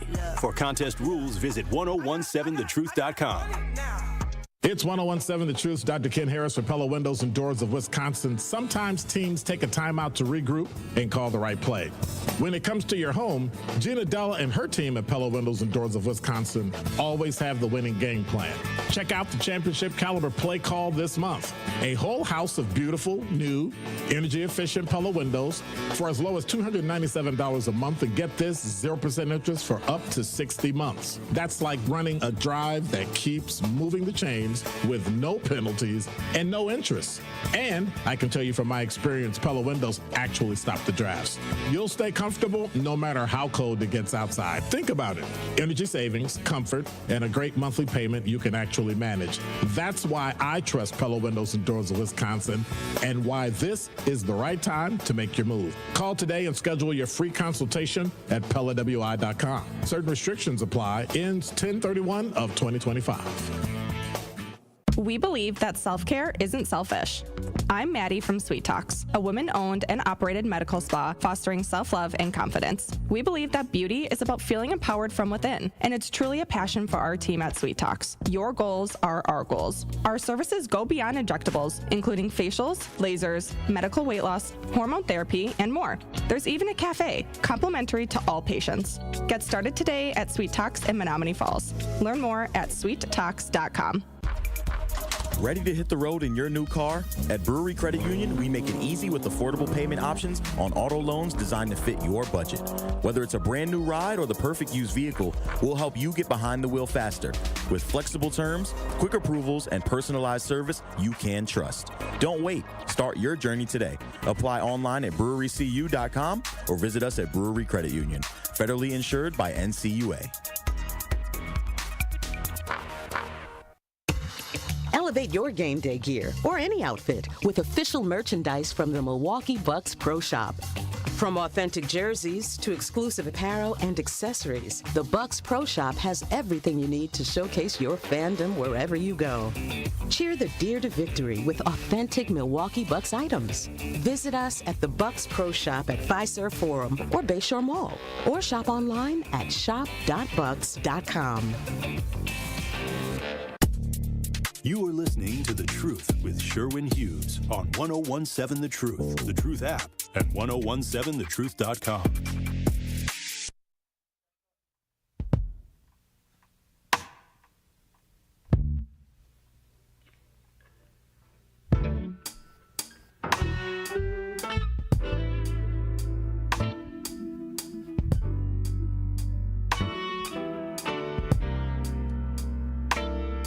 So until we know the results of the U.S. Supreme Court decision, Louisiana versus Calais, look, we actually have to wait to find out if racial discrimination when it comes to voting and creating congressional districts is going to be legitimate or not. There's some things that are happening right here in the state of Wisconsin. So different states are going to interpret that Supreme Court ruling differently. Here in Wisconsin, we have another battle that we need to be mindful of, and I'm not entirely sure how this is going to work. And it probably won't work. I'm going to get to the details of what's happening here in Wisconsin in just a second. But all you have to do is confuse voters a little bit. That's it. If you don't know if you're still registered, how do you re-register? If you got to provide additional information, additional documentation, because there's just a small percentage of people that are going to say, you know what, screw it. I don't want to have to go through all that rigmarole. I don't want to have to go down to the election commission or mail in this document. I don't want to do it. Some of our elections are decided by very thin margins. And if you have just a small number of people to say, I don't know what's going on with this election, and they're trying to change the rules, am I still registered? Am I not registered? I'm just not going to vote at all. That oftentimes can be a deciding factor. So every so often, they'll try and throw some confusion into the electoral process, because people who are occasional voters, they don't keep up with making sure that their voter registration is intact. And if you move, you got to re-register. And here's what's crazy. If you got your driver's license, okay, your driver's license is supposed to have the current address on it. Some of y'all driver's licenses are from other states you don't even live in anymore. So and I know a lot of people that do this, lots. But I ain't going to snitch. I ain't going to tell you who. If someone has moved and they have not yet updated their identification or driver's license to reflect their new address, And instead of doing all of that, because your driver's license, because we have voter ID in Wisconsin, your driver's license has got to reflect your current address, and you register and you vote in the polling location for your current address. But if your license has your old address, people just go back and vote where they used to vote. Okay? Follow me now. Which doesn't sound like a big deal. If you live on 49th Street now, but you used to live on 35th, and you lived on 35th for 7 years, and your ID and your driver's license say 35th Street, but you don't live on 35th Street anymore, you live on 49th Street, but you're going to go back to the polling location on 35th Street and vote, just because when you show your ID, it's a lot easier because your name and address is still in the poll book. That's voter fraud. So when they say there's this huge conspiracy to commit voter fraud, it's just somebody doing something as simple as that. Now, what I just explained to you, you would think it's a matter of convenience, because who wants to go to the DMV for anything? I dread having to go to the DMV. I don't like the DMV. Now, it's gotten better. Those of us that are old enough to remember before the DMV had its very sophisticated number system, now it's kind of orderly. Now serving B21, bing, and then it lights up, and then you got your little ticket that says B21. It feels like you won something, and all you want is a trip to the window.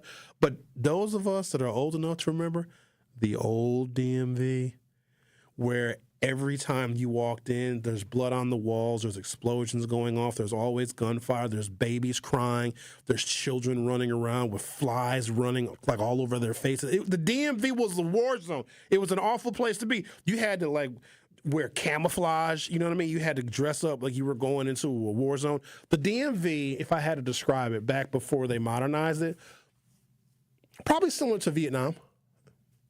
Probably like the Da Nang Peninsula in 1968 is what the DMV used to look like. So I'm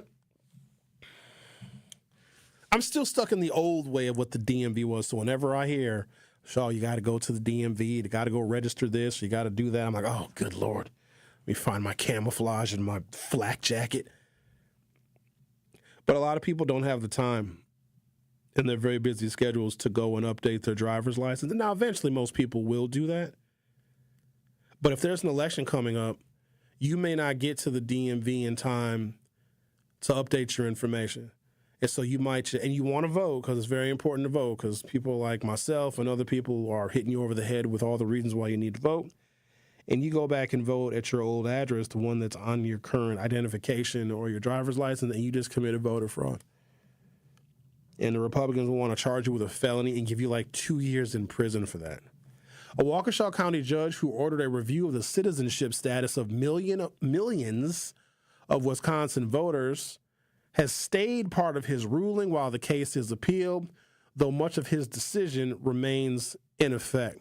So there can be an impact on this decision depending upon what the Supreme Court decides in the Louisiana versus Calais case. So here's what this Wisconsin judge wants all of us to do. So none of us are registered anymore, right? They're going to take away all of our registration, okay? This is what this judge wants to do. And you can't register to vote until you prove that you're an American citizen. How?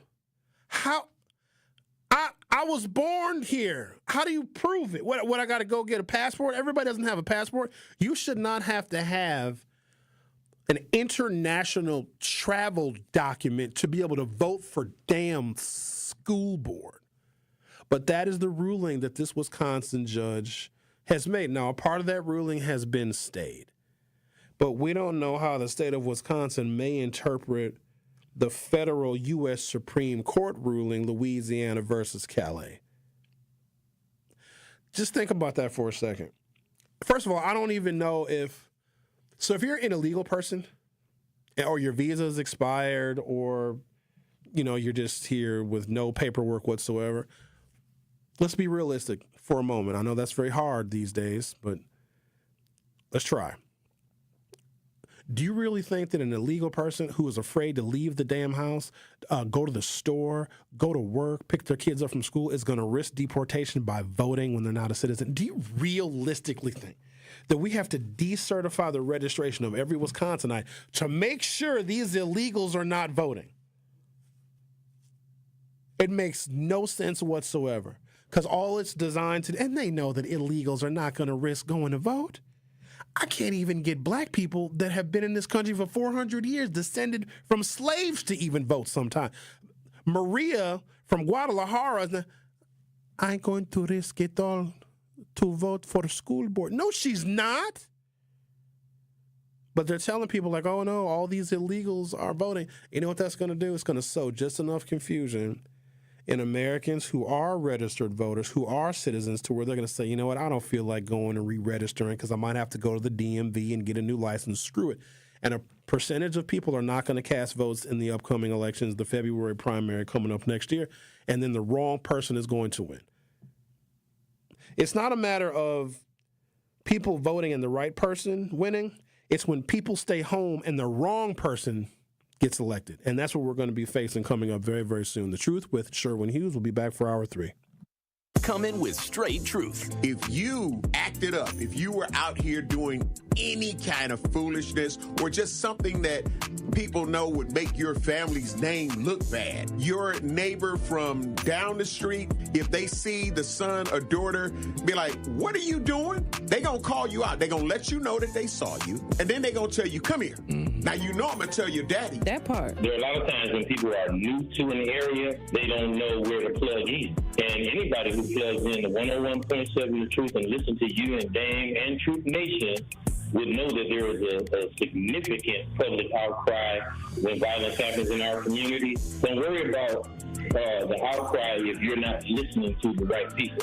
So I would encourage her to tune in to 101.7 The Truth and listen to you guys, Denise Thomas, Dr. Ken Harris, Tori Lowe, and definitely Sherwin Hughes every day. Watch all your favorite 101.7 The Truth shows by subscribing to 101.7 The Truth on YouTube. How is it possible for somebody to be found guilty of something and serve no jail time? How is it possible that someone can get a first offense misdemeanor when it comes to marijuana here in the state of Wisconsin and can face up to 6 months in jail, but 2 men who are convicted of murder get probation? This is not what justice is about. Why does this keep happening, Truth Nation?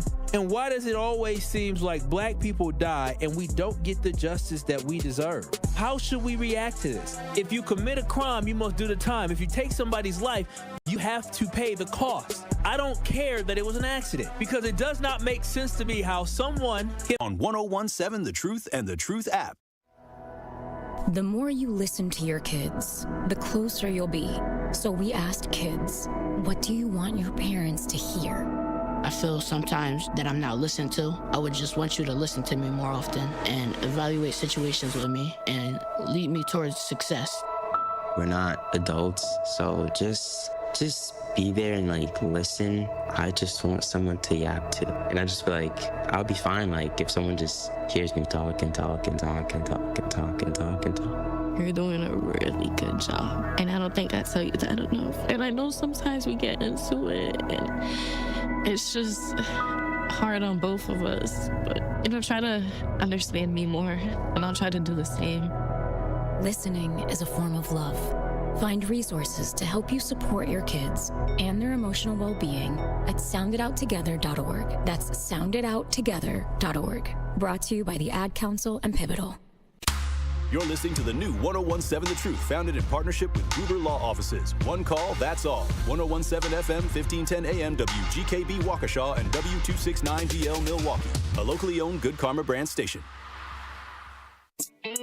It's The Truth with Sherwin Hughes on 101.7 The Truth, The Truth app, and 101.7thetruth.com.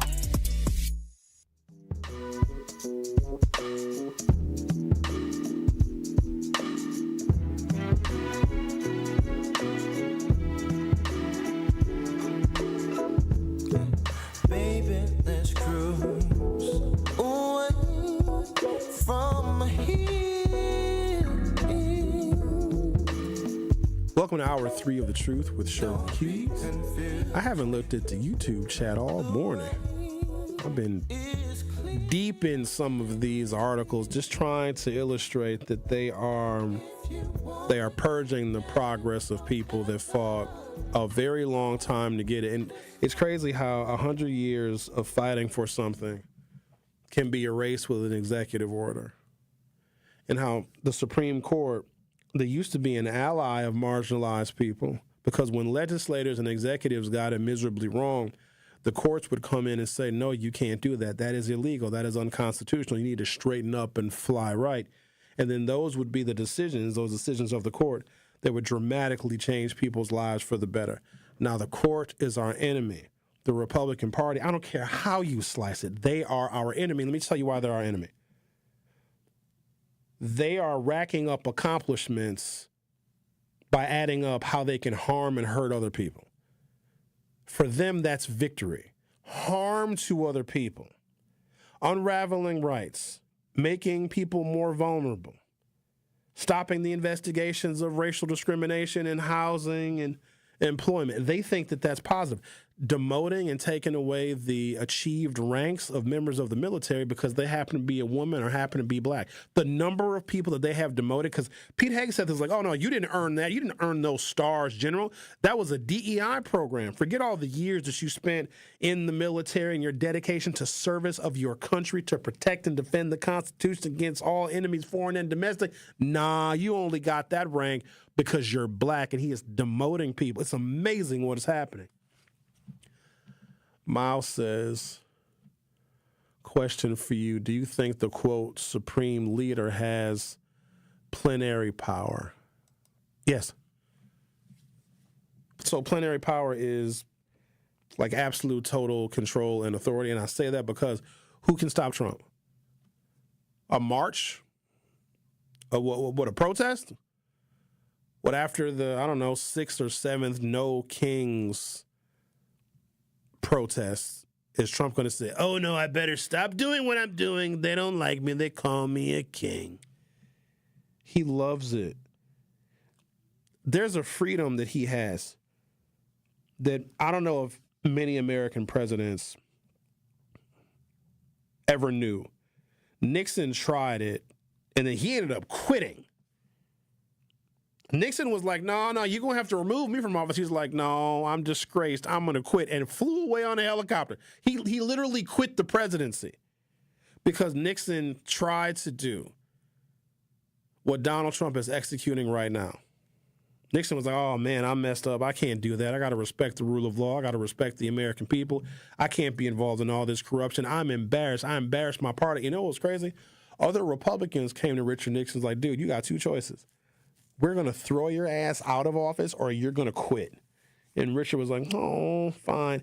What do you think Trump would say if even his Republican colleagues said, Mr. Trump, you need to resign the presidency or we're going to throw you out of office? He's like, I'll kill all of you is what I'll do. I'm not going anywhere. I'll kill him dead if he hurts you. There it is. There are no forces to stop Donald Trump's worst impulses. We just have to be happy that he doesn't like war. I mean, he likes war a little bit, but he's trying to stop wars. Like if Donald Trump was like a warmonger, we call these people hawks, people that love war and they love military conflict. Oh, this would be a whole different story. I wonder if they would institute the draft. I mean, I wouldn't have to worry about it. I'm too old. But Zach, I don't know. I ain't going. I wouldn't expect you to. I wouldn't blame you. You have to come get me. But there isn't anything in anyone to stop him. So an example would be, so there's an act called posse comitatus, and it means you cannot, under any circumstance, use the American military for domestic policing services, right? If there's major unrest, like we're on the brink of civil war, or if towns are burning and being destroyed, absolutely, governors can call up the National Guard in their states, right? So right now you have lower crime rates in these major cities, but Donald Trump is sending in federalized troops, the National Guard, which is the governor's responsibility.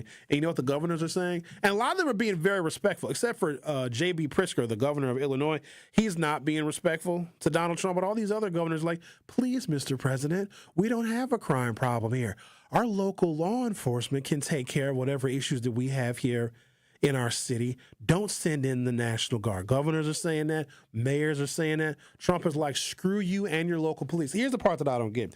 Local police. So if you're a cop in Memphis and you know the crime is going down because you're doing less arresting, right? Trump is like, nah, screw you, local cops. I'm going to send in the military because you cops suck. Is basically what that is, but the cops are not saying a word. There's not a single damn police union in the country that's coming up or standing up to Donald Trump because they're scared of him too. Ain't that crazy? Cops are scared of him. Cops know that in the cities they police, the numbers are going down, crime numbers are going down because police officers pride themselves on the fact that crime is going down. Property crimes going down, violent crimes are going down, arson is going down, all the crimes are going to go down. And police are like, oh, wow, look what we've done over the past couple of years. You know, we're working together with our council, with our mayor, and crime is going down. But then Donald Trump is like, no, it's not. It's up. There's murders everywhere. There's blood in the streets. I'm going to send in the military.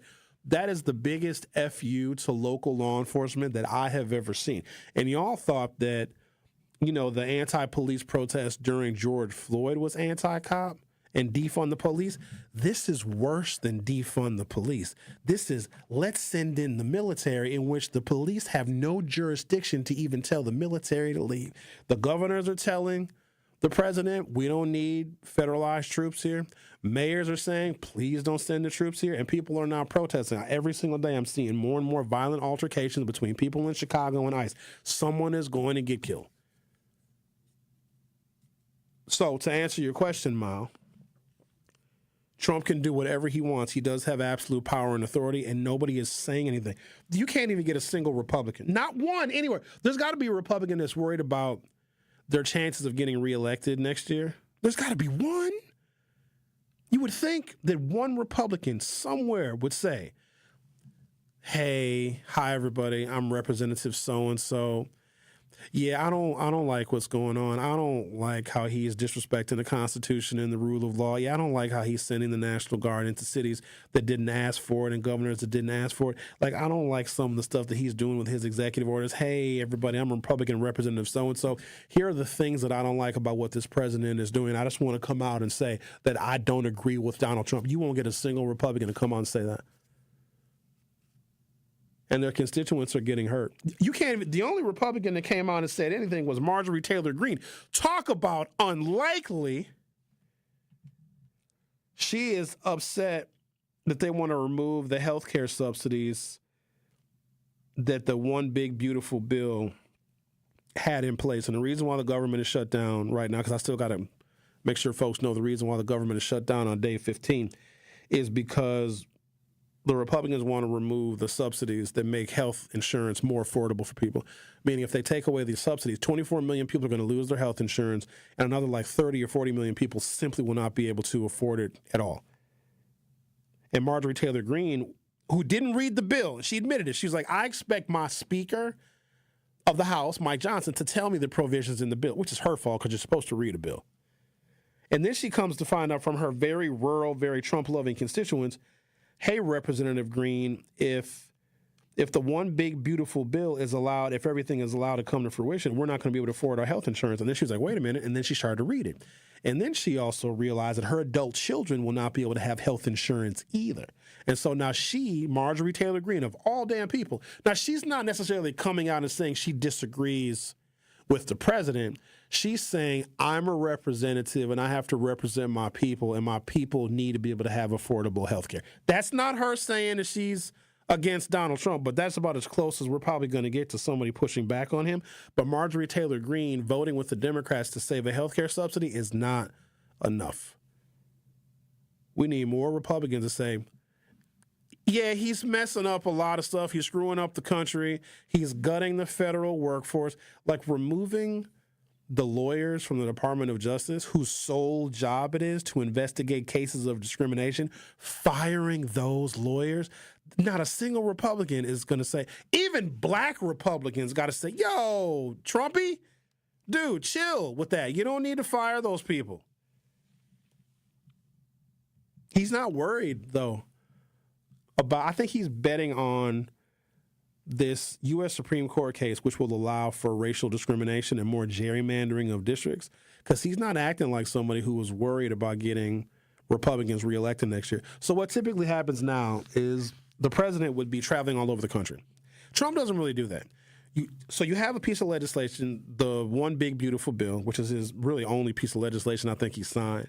And you're supposed to travel around the country and do rallies and do events to try and get the American people behind you. You guys remember, maybe you don't, when Barack Obama was trying to get public support for Obamacare, he traveled everywhere. He came to Milwaukee, he would go to Detroit, go to Minneapolis, and he'd have these events, these like campaign-style events, but he would explain the bill. And he would travel the country. You might be a little confused about what's in the Obamacare Affordable Care. Let me explain it to you. And so the president, they get on Air Force One, and they do like a 20 or 30 city tour explaining why their piece of legislation is good. And so when President Barack Obama was doing that for Obamacare, he would also say, make sure you call your member of Congress. Let them know you want to have affordable health care. I don't know why my Barack Obama and my George Bush are kind of blending together, but it's fine. Trump didn't do that because he doesn't want you to know what's in the bill. Bill Clinton did. They all did. George W. Bush. When I met George Bush in 2002, he was traveling the country. Well, we thought he was traveling the country to get more support for his faith-based initiative. He was actually covertly trying to get more support for the war and the invasion of Iraq, which we didn't find out until later. But Trump is not doing that. He's not even explaining the details of the bill because he's got Fox News and he's got other right-wing media that will do his talking for him. But with all of this that is going on, pay very close attention to the silence of Republicans because there's, between the Republicans in the House and the Senate, there's about 370 between the U.S. senators, not to mention Republicans in state legislatures where there's probably hundreds, not a single one of them.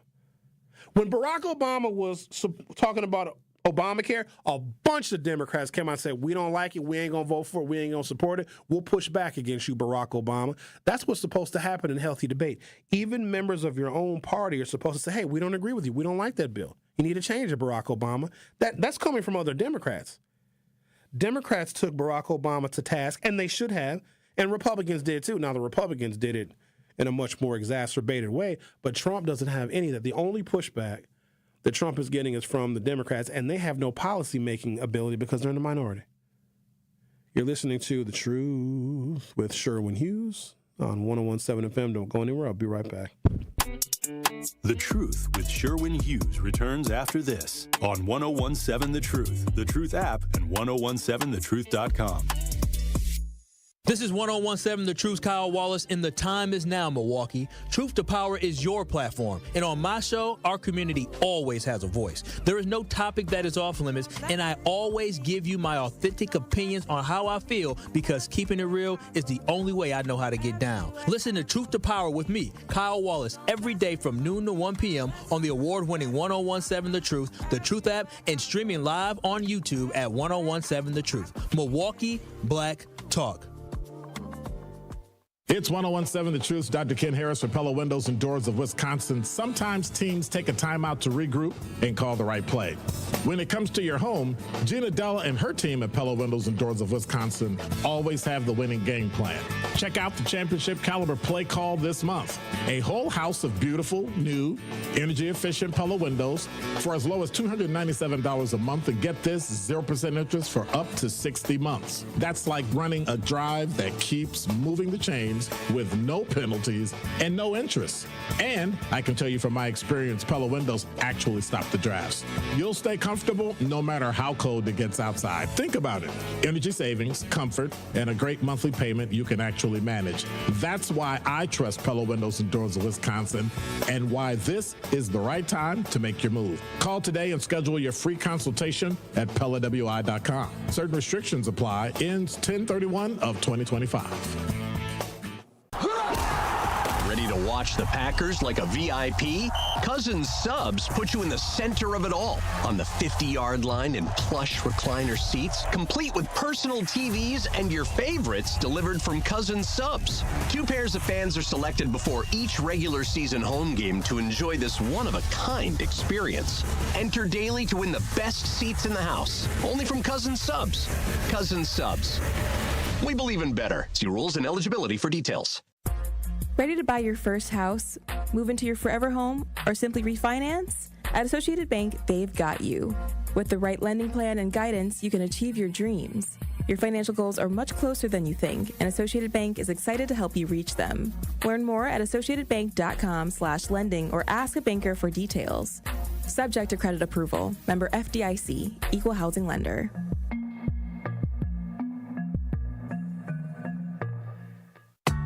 When you're high, you feel different. Pretty obvious, right?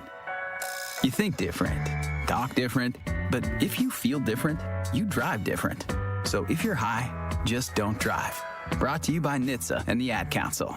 Join Marketplace Wisconsin on December 10th and 11th, where contract-ready small businesses meet buyers, partners, and mentors. Register now at marketplacewisconsin.com.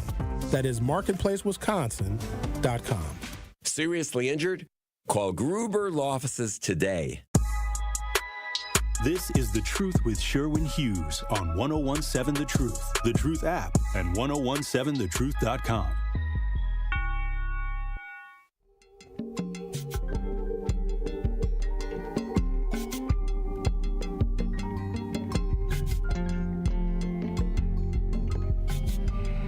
I swear Israel's got to have 37 different YouTube accounts. No, it's over 100.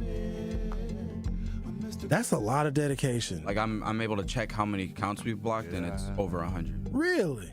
That's dedication. You know what I'm saying? Like I would just find something else to do. You know, that's a lot of waste of time. You could build a house, or I don't know, build the new black entertainment district. I gave that a lot more thought than I probably should have. You know, yesterday we came up with a really good idea. So there's about 80 acres of available undeveloped land where they cleared all of Northridge Mall. So part of that site, there's going to be some housing because we have a bit of a housing shortage here in the city. Now, the whole 80 acres is not going to be housing, but some of it will be. Probably some affordable apartments, maybe some market rate apartments as well. And then we came up with an idea because a lot of the mixing of people on Brady Street and Water Street and these other entertainment districts has led to a lot of problems. This was a really rough summer for Water Street and for Brady Street and other entertainment districts around the city because a lot of younger African Americans that are too young to go to bars don't really have anywhere to go. And even if you do go out in some of those entertainment districts in the city, they're not, in my opinion, and maybe because I'm old, they're not very culturally relevant. So there's a lot of compromises you have to make if you're black and you want to go out on or near Water Street. The vibe might not be what you're looking for. The atmosphere might not be what you're looking for. The music may not cater to your taste. So we came up with an idea of what if we had a black entertainment district. So Bronzeville is still going to exist. This would take nothing away from Bronzeville. Bronzeville is more of a historic landmark which harkens back to the 1940s and the 1950s when the African-American community had Bronzeville for its music and entertainment needs. But I would say the music and entertainment needs now are very different. So you could not create this black entertainment district, the one that we talked about yesterday, in Bronzeville. Bronzeville still needs to exist for the historic pedigree of what Bronzeville used to be. But there's a younger cohort of African-Americans that, you know, they don't really have their own places and spaces, especially some of the young people. So back in our day, we had a lot of teen nightclubs, and they don't really have that stuff now. So when you have those teenagers hanging out on Water Street, and they can't get into any bars, they're just out there just congregating. And I'd like to think that most of them are not causing any problems, but all it takes is one or two. So what if we took some of that undeveloped 80 acres way out on the northwest side? And I say that there's proof of concept because my very good friend Craig Berry owns an establishment called Mr. B's. Craig had 1,000 people in his club last night on a Tuesday. African Americans will travel and spend goo gobs of money if the entertainment and the culture is fitting of what we want and what we're looking for. And we'll pay an insane amount of money for drinks and cover charges and you name it. So what if we could have a black entertainment district where it's black bars, black restaurants, black lounges, an entire cultural experience in an area where we need development? The Northwest side is just lacking for development. Since Northridge left almost 25 years ago, that whole area has declined. Now, there was a particular crime that led to the rapid,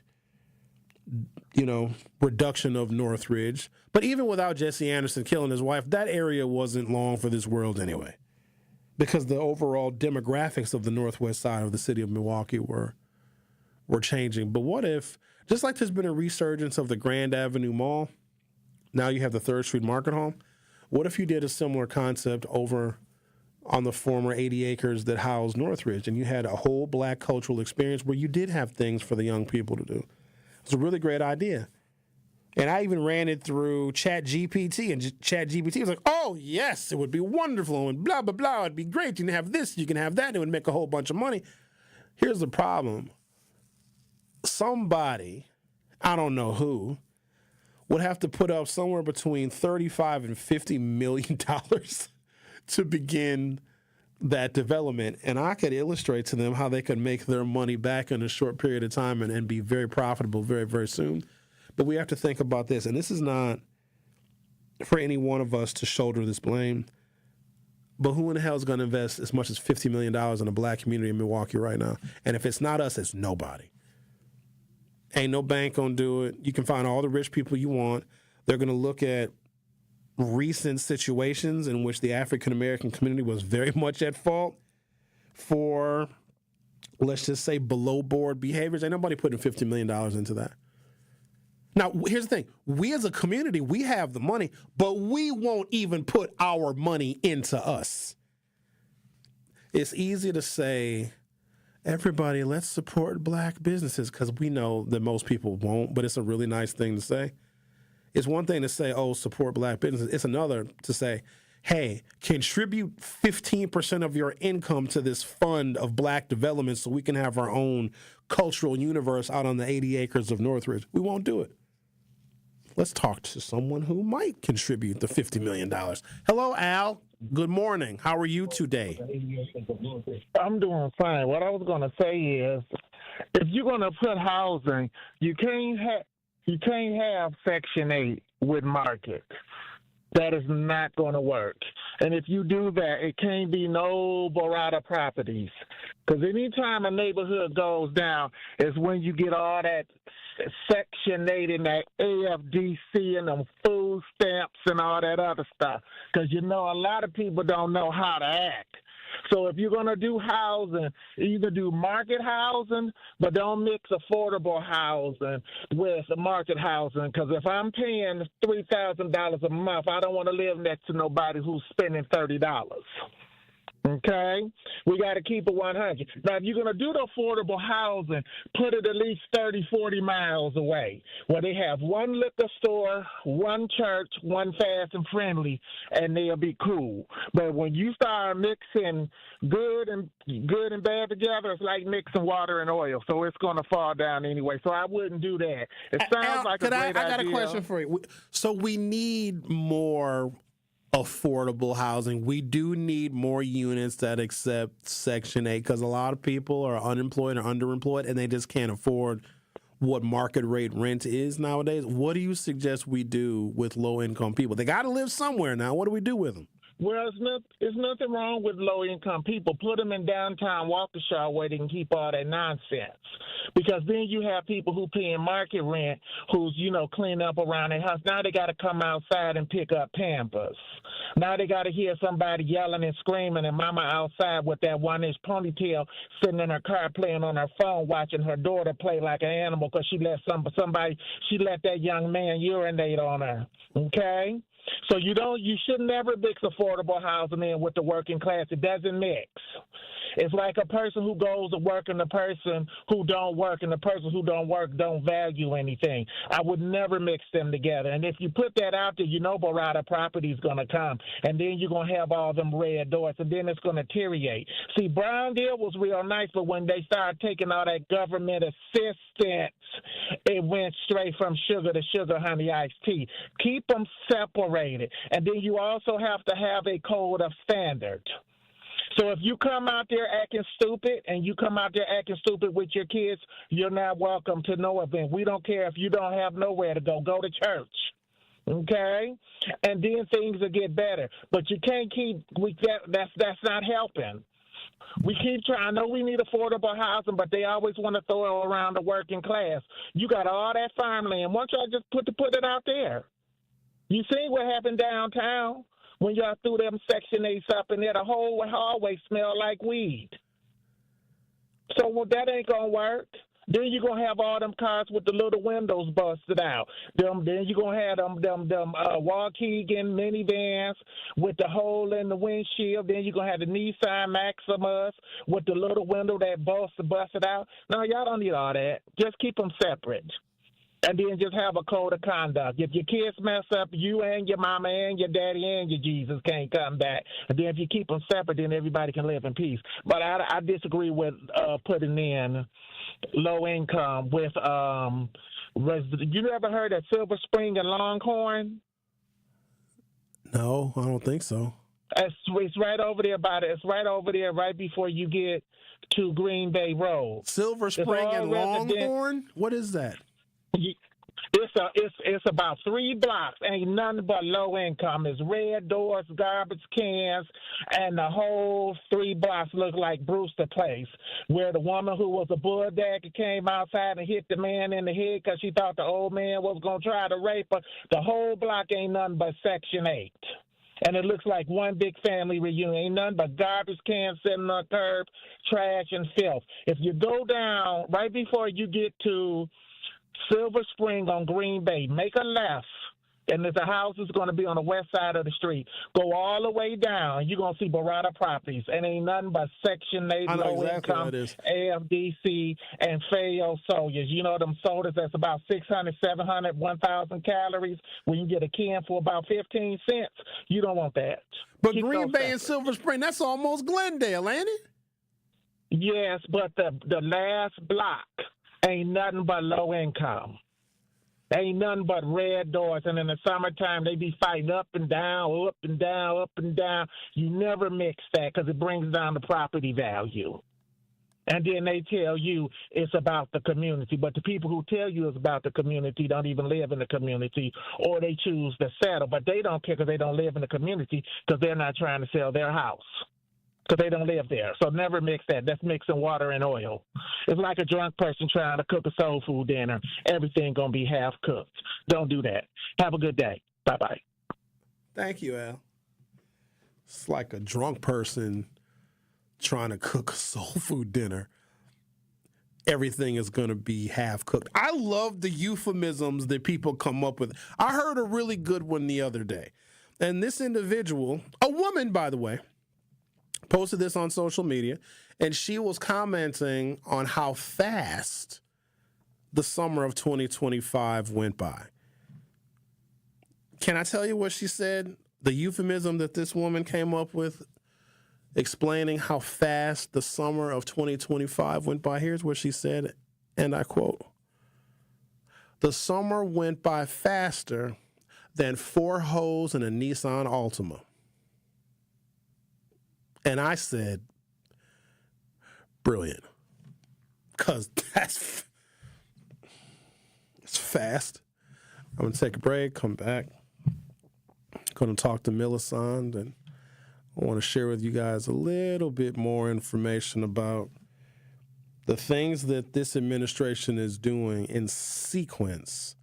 And there's a theme to the sequence, but because the sequence seems to be kind of spread out and a lot of things happen in between, I do want to note the sequence so we can be much more aware of the systematic way that this administration is unraveling people's rights and their sense of security in the United States of America. You're listening to The Truth with Sherwin Hughes on 101.7 FM. I'll be right back. More of The Truth with Sherwin Hughes is next on 101.7 The Truth, The Truth app, and 1017thetruth.com. 101.7 The Truth is the proud home of Marquette Hilltoppers football. Join The Truth next Friday night as the Hilltoppers look to finish the season strong as they take on the Germantown Warhawks. Join our coverage starting at 6:30 p.m., leading up to kickoff at 7 p.m. Marquette Hilltoppers football is presented by Gruber Law Offices. One call, that's all. And sponsored by Left's Lucky Town, C.G. Schmidt, Capital Insurance Agency, Boyle Fredrickson, Annex Wealth Management, Magic Productions, and Burghardt Sporting Goods. Life's better with Drive My Way from American Family Insurance because we know it's more than just a car. It's your escape pod, your adventure mobile, your memory maker. And we help protect the dreams that drive you. Personalize what you pay for auto insurance and you could save between 5 and 20%. American Family Insurance. Get a quote and find an agent at amfam.com. Products not available in every state. Unsafe driving behaviors may increase your rate. Visit amfam.com to learn more. American Family Mutual Insurance Company, SI, and its operating company, 6000 American Parkway, Madison, Wisconsin.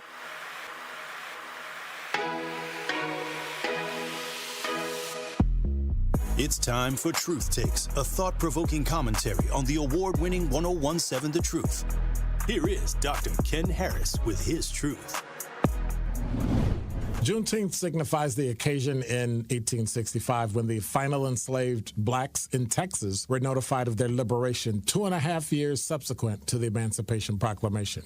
The moment when 100% of victims of slavery finally recognized their liberation indicated the principles of the U.S. Constitution came to be universally applicable. This represents a success for Black Americans and a subsequent and significant point in American history, highlighting the nation's alleged dedication to liberty and justice for all. The recent verdict in the murder of Sade Robinson serves as a reminder of the enduring evils and oppression we still face.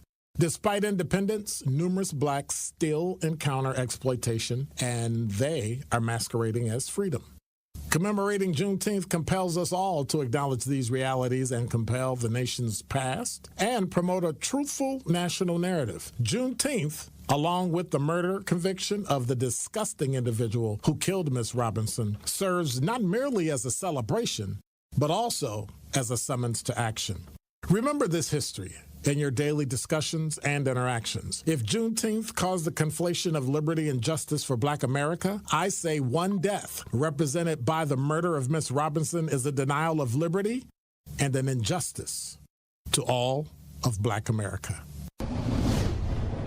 This has been Truth Takes on the award-winning 101.7 The Truth. Listen to The Truth in the Afternoon with Dr. Ken Harris, weekdays from 4 p.m. to 6 p.m.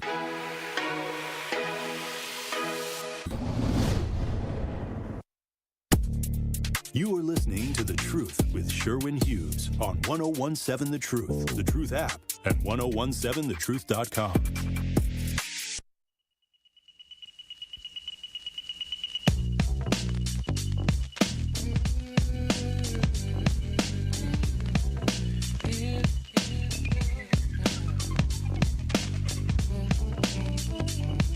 Eight 833-212-1017, 833-212-1017. I heard Al talking about these doors being painted red. Have you guys seen this before? Obviously you have. So here's what I was always told. You can see red painted doors on houses in every neighborhood, in every community, everywhere in America. You ever noticed that before? And you're in some really fancy neighborhood, or maybe not a fancy neighborhood, and you see doors painted red. That means the house is paid for. Did you guys know that? You paint your front door red, regardless of what color your house is. You paint your front door red to tell everybody that your home is paid for and the mortgage is paid off.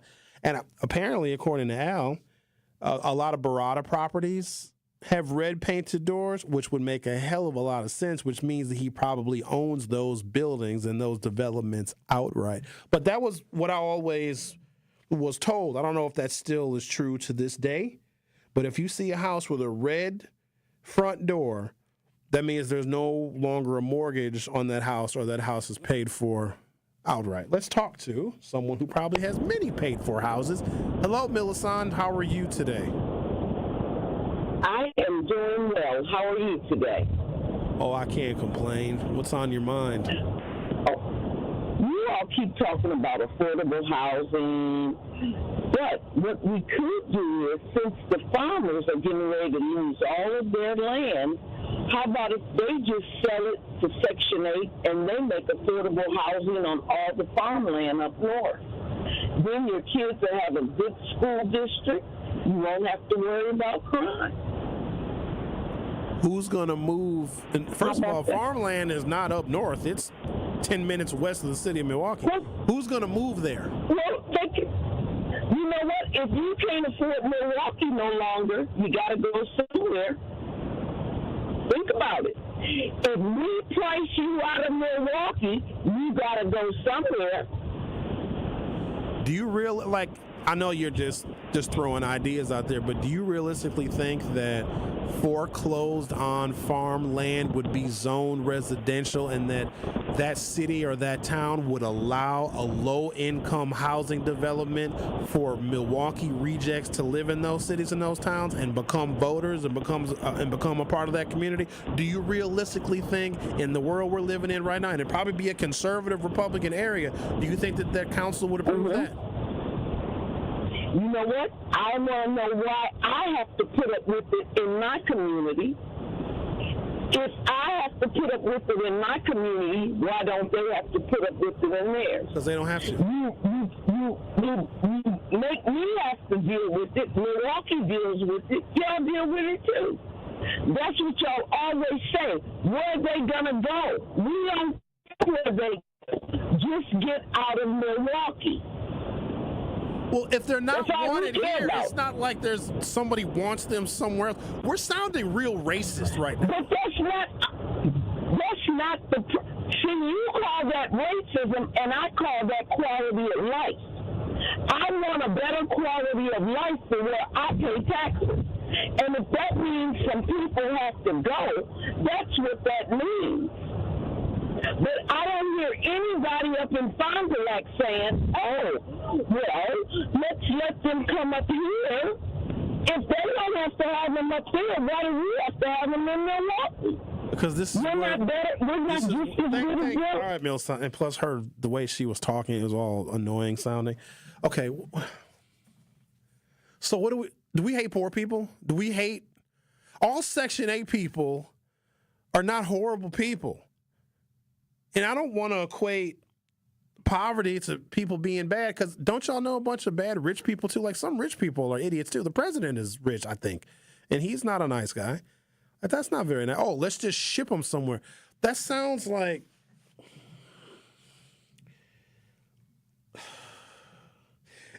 genocide. We don't want these people here. Ship them far away. No, that's not what you do.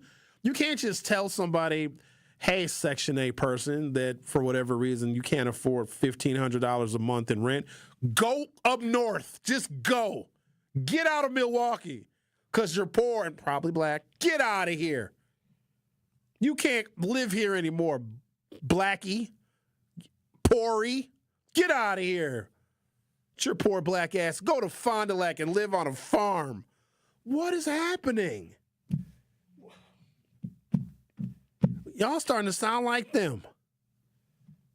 Because you know that. Okay, so if we don't want them, do you think they're going to want them in some rural community? Hell no. Exactly. Imagine Mayor Cavalier Johnson sending a letter to the mayor of Outagamie County. Hey, just want to let you know, Mayor of Outagamie County, we're sending 9,000 poor black people to your county. Find a place for them to live. They're going to arrive on buses. You know what it sounds like? When those cities were rounding up illegals and then sending them to like New York and Chicago. Do you guys remember when the Texas governor they were rounding up illegal migrants and putting them on buses and sending them to blue cities, sending them to Washington, D.C.? You can't do that to people. You guys are terrible. Because, like, imagine if a white person said, yeah, we don't want blacks out here in New Berlin. Let's send them somewhere. Let's send them to Milwaukee. We don't want them out here no more. We don't want them. We don't want black people out here. Round them all up and then send them to the north side of the city of Milwaukee, we would say that was very offensive. It's not very nice. You can't just, why don't we do this? Why don't we work on a strategy so there's less poor people? Maybe we work on a strategy so, I don't know, people can get gainful employment, so folks can get a skill and have some value in the job market, because this is really awful. And you can't let a Republican lawmaker or somebody like Trump hear this discussion. Well, the blacks they want them moved. They don't want them anymore. We'll round them up real good. Y'all want poor black people to be deported. That's so terrible, you guys. That's not at all nice. What would your ancestors say? They would be so disappointed. Could you imagine if an ancestor was brought to modern day Milwaukee and they saw 16-year-old black girls wearing booty shorts twerking on top of a Milwaukee fire truck? Imagine what like a former slave would say. Oh, Lord, what is she doing up there? Oh, no, Massa gonna have a fit. Girl, you get down from there. I said you get down from there right now, girl. Where your clothes is. Put on some breeches. You need to put on some breeches now. Or at least you got your hair in a bonnet. At least you got a bonnet on. Unbelievable, you guys. Why is she shaking her buttocks in such a fashion? You were listening. I don't know what the hell you're listening to. I don't know what the show is. What day of the week is it? Is it Friday yet? It's Wednesday. All right. The Truth with Sherwin Hughes on 101.7 FM. I'll be right back. Don't touch that dial. The Truth with Sherwin Hughes will be right back on 101.7 The Truth, The Truth app, and 101.7thetruth.com. Coming with straight truth. We can do anything when it comes to being organized, when it comes to making sure that we're active, when it comes to making sure that we're holding people accountable and making sure that we get something out of the deal. Y'all don't know how to make deals. Y'all mad at Donald J. Trump because he's trying to make deals or trying to say that he's the master of the art of the deal. Well, okay, what deals is you trying to make? Catch the Tory Lowe Show every weekday from 1 p.m. to 4 p.m. It's 101.7 The Truth. Dr. Ken Harris for Pella Windows and Doors of Wisconsin. Sometimes teams take a timeout to regroup and call the right play. When it comes to your home, Gina Della and her team at Pella Windows and Doors of Wisconsin always have the winning game plan. Check out the championship caliber play call this month. A whole house of beautiful, new, energy-efficient Pella windows for as low as $297 a month. And get this, 0% interest for up to 60 months. That's like running a drive that keeps moving the chain with no penalties and no interest. And I can tell you from my experience, Pella Windows actually stop the drafts. You'll stay comfortable no matter how cold it gets outside. Think about it. Energy savings, comfort, and a great monthly payment you can actually manage. That's why I trust Pella Windows and Doors of Wisconsin and why this is the right time to make your move. Call today and schedule your free consultation at PellaWI.com. Certain restrictions apply. Ends 10/31 of 2025.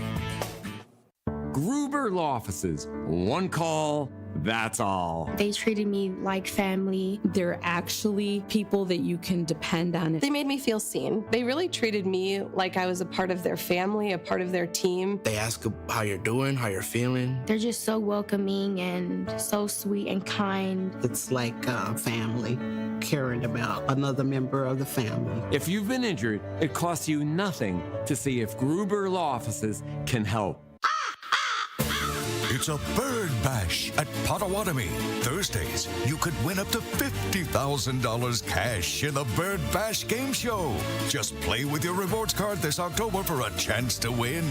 Wouldn't you like to rake in a huge pile of cash? Bird Bash, only at Potawatomi Casino Hotel, Milwaukee. More info at Potawatomi.com/birdbash. Must be 21 years old to play. At Odom Investments and Property Management, we bring life back to homes. Looking to sell your home or need a trusted property manager? Or maybe you're ready to learn the real estate game through our Scale Up Journey internship program. Call us at 855-ODOM-WAY or visit odomhomes.com to get started today. That's odomhomes.com or 855-ODOM-WAY. Your journey begins here.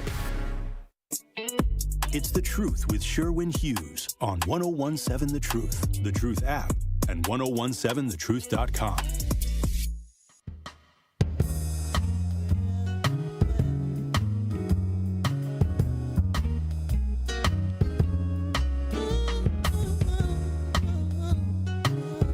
There has been a notable increase in 2025 of African American unemployment.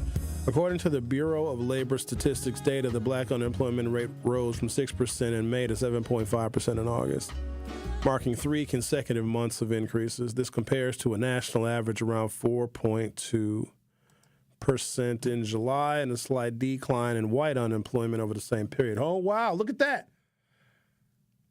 Donald Trump, the businessman, white unemployment is going down, black unemployment is going up. Okay, is there more? Analysts attribute this to broader economic slowdowns, but also federal layoffs and the rollback of diversity hiring initiatives, which have hit black workers harder due to their representation in affected sectors like government and corporate roles targeted by such programs. For context, black unemployment hit a historic low of 4.8% during the Biden administration before the uptick. State-level data shows even higher rates in places like Washington, D.C. at 10.3%, Michigan 10%, et cetera. The Voting Rights Act, so there's threats to voting rights. These are all things that are happening during the Trump administration where the Republican Party is looking at how it can hurt people and measuring the people it can hurt and damage as an accomplishment, where it seems the Democratic Party is the opposite. It wants to help people and provide more rights and more safety for people, and that's how the Democratic Party measures its accomplishments, by helping, where the Republican Party is measuring its accomplishments by hurting. The Voting Rights Act, enacted in 1965 to combat racial discrimination in voting, faces ongoing legal and legislative challenges in 2025, marking its 60th anniversary amid heightened scrutiny. Could you imagine if the Voting Rights Act gets overturned in its 60th year anniversary? Well, there's a Supreme Court case that may make that so. Key threats include Supreme Court cases like Louisiana versus Calais, where arguments are being heard today, potentially weakening Section 2, which prohibits voting practices that discriminate based on race. Critics argue this could erode protections against gerrymandering and voter suppression tactics that disproportionately affect black and minority voters. Policy proposals in documents like Project 2025 also advocate for limiting federal enforcement of voting rights, framing it as a reducing government overreach. While not a full repeal, these represent a continuation of post-2013 Shelby County versus Holder. Those trends weakened pre-clearance requirements, the elimination of DEI programs in the Trump administration. There has been widespread scaling back or elimination of diversity, equity, and inclusion initiatives in 2025, starting with federal government actions taken by the president. On January 20th, 2025, President Trump issued an executive order titled, quote, "Ending radical and wasteful government DEI programs and preferences," which prohibited DEI training and preference in federal agencies and contractors. This was followed by agency-specific moves, such as the Department of Education canceling DEI-related efforts on January 23rd. Private sector rollbacks followed, with companies like Walmart, Lowe's, Meta, and IBM reducing DEI commitments, citing legal risks and inherent tensions. A survey found that 6 in 10 companies that eliminated DEI by June of 2025 are now hiring fewer employees of color. Higher education has also been affected with accelerated dismantling of DEI offices. Proponents frame this as promoting meritocracy and reducing divisiveness, while opponents see it as reversing gains in racial equity. The Department of Justice's Civil Rights Division, which handles cases of racial discrimination, has seen significant staffing cuts. By July, the division lost 368 employees, about 75% described as a mass exodus amid layoffs and reassignments. The fiscal year 2026 budget proposes the reduction of 273 more positions, including 193 attorneys. That's a 35.4% cut. That has hollowed out units defending federal programs and investigating discrimination, with remaining staff shifted to other priorities. The changes align with the broader mission shift under the Trump administration, emphasizing different enforcement areas like religious liberty over traditional civil rights probes. These developments did not occur in isolation. They align with a conservative policy agenda in the 2025 Trump administration, often justified as fiscal conservatism, anti-woke reforms, or legal realignments. However, their cumulative effects disproportionately impact Black Americans who have historically benefited from Voting Rights Act protections, DEI hiring, civil rights enforcement, and stable employment in targeted sectors. Evidence of anti-Black political or social sentiment? At a minimum, absolutely. These could reasonably be interpreted by such as critics. The rising Black unemployment is linked directly to DEI rollbacks and federal layoffs, which reduce opportunities for underrepresented groups. Voting Rights Act challenges often involve maps or laws that dilute Black voting power, continuing patterns from past discrimination. The Department of Justice cuts weakens investigations into racial bias in housing, employment, and policing, areas where Black communities face systemic issues. Collectively, this creates a social and political environment where policies appear to prioritize other groups or ideologies at the expense of addressing racial inequality. Economic analysis suggests these trends signal broader instability, with Black workers as, quote, canaries in the coal mine for recessions. Public sentiment, as reflected in reports, includes concerns from civil rights groups like the ACLU that this erodes many decades of progress. What is this here? In summary, these elements provide strong evidence of policies with anti-Black implications, potentially reflecting sentiment against race-focused reforms. However, attributing them to a deliberate racial purge may overstate the case without clearer proof or expulsionary intent. They better fit as part of a wider push for, quote, merit-based governance. All right. I think that as we move throughout this administration, the foundation that has been laid so far. So just imagine when more and more discrimination cases are filed and there are less attorneys at pretty much every executive branch level to investigate them, and how much more instability is going to be caused as the African-American unemployment rate continues to go up. Now, remember, African-Americans are about 20% of the federal employees, and Donald Trump wants to purge as many federal government employees as possible. So far, something like 300,000 African-American women have been furloughed or laid off from the federal government. Those numbers are expected to increase.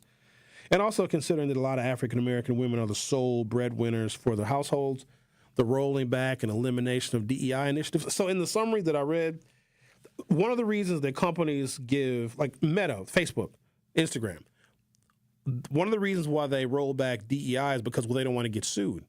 And I'm thinking to myself, well, sued by who?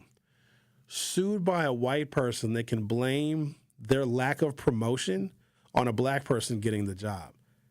Because depending upon the court, depending upon the judge, and depending upon who appointed that judge, a white person can go to court and sue a company because they didn't get a job that was offered to a Black person. The white person wins the court case, and then that company now owes that white person like back wages. We had something similar happen in the city of Milwaukee in the 1990s when we got our first African-American police chief. You guys remember Arthur Jones?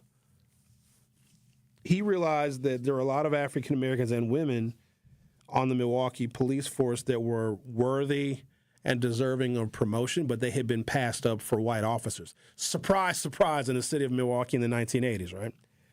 So when Art Jones became police chief, he's like, well, I'm going to promote these Black officers and these women officers because they have earned it. This is merit-based, but they have been passed up for promotions that they earned because they were Black. Well, the white officers who lost their promotions sued, even though the black officers and the women were discriminated against and weren't given promotions they should have received in favor of less qualified white officers. And you don't want unqualified cops. Just trust me on that. So the white cops were like, totally not fair. We got promoted, and now you have African Americans and women in our positions of promotion. The white officers sued. They won. Not only did they get their old positions and promotions back, they got back pay. And maybe the court case went on for 9 months or went on for a year. So the difference in salary from the promotion to the demotion, they got that money back in cash. Isn't that wild how that works? And so Meta is one of the many companies that said, well, we don't want a white person to sue us because if we give a job or a promotion to an African American, then a white person may get angry and sue us. And so now what these companies are doing is they're hiring less black people altogether.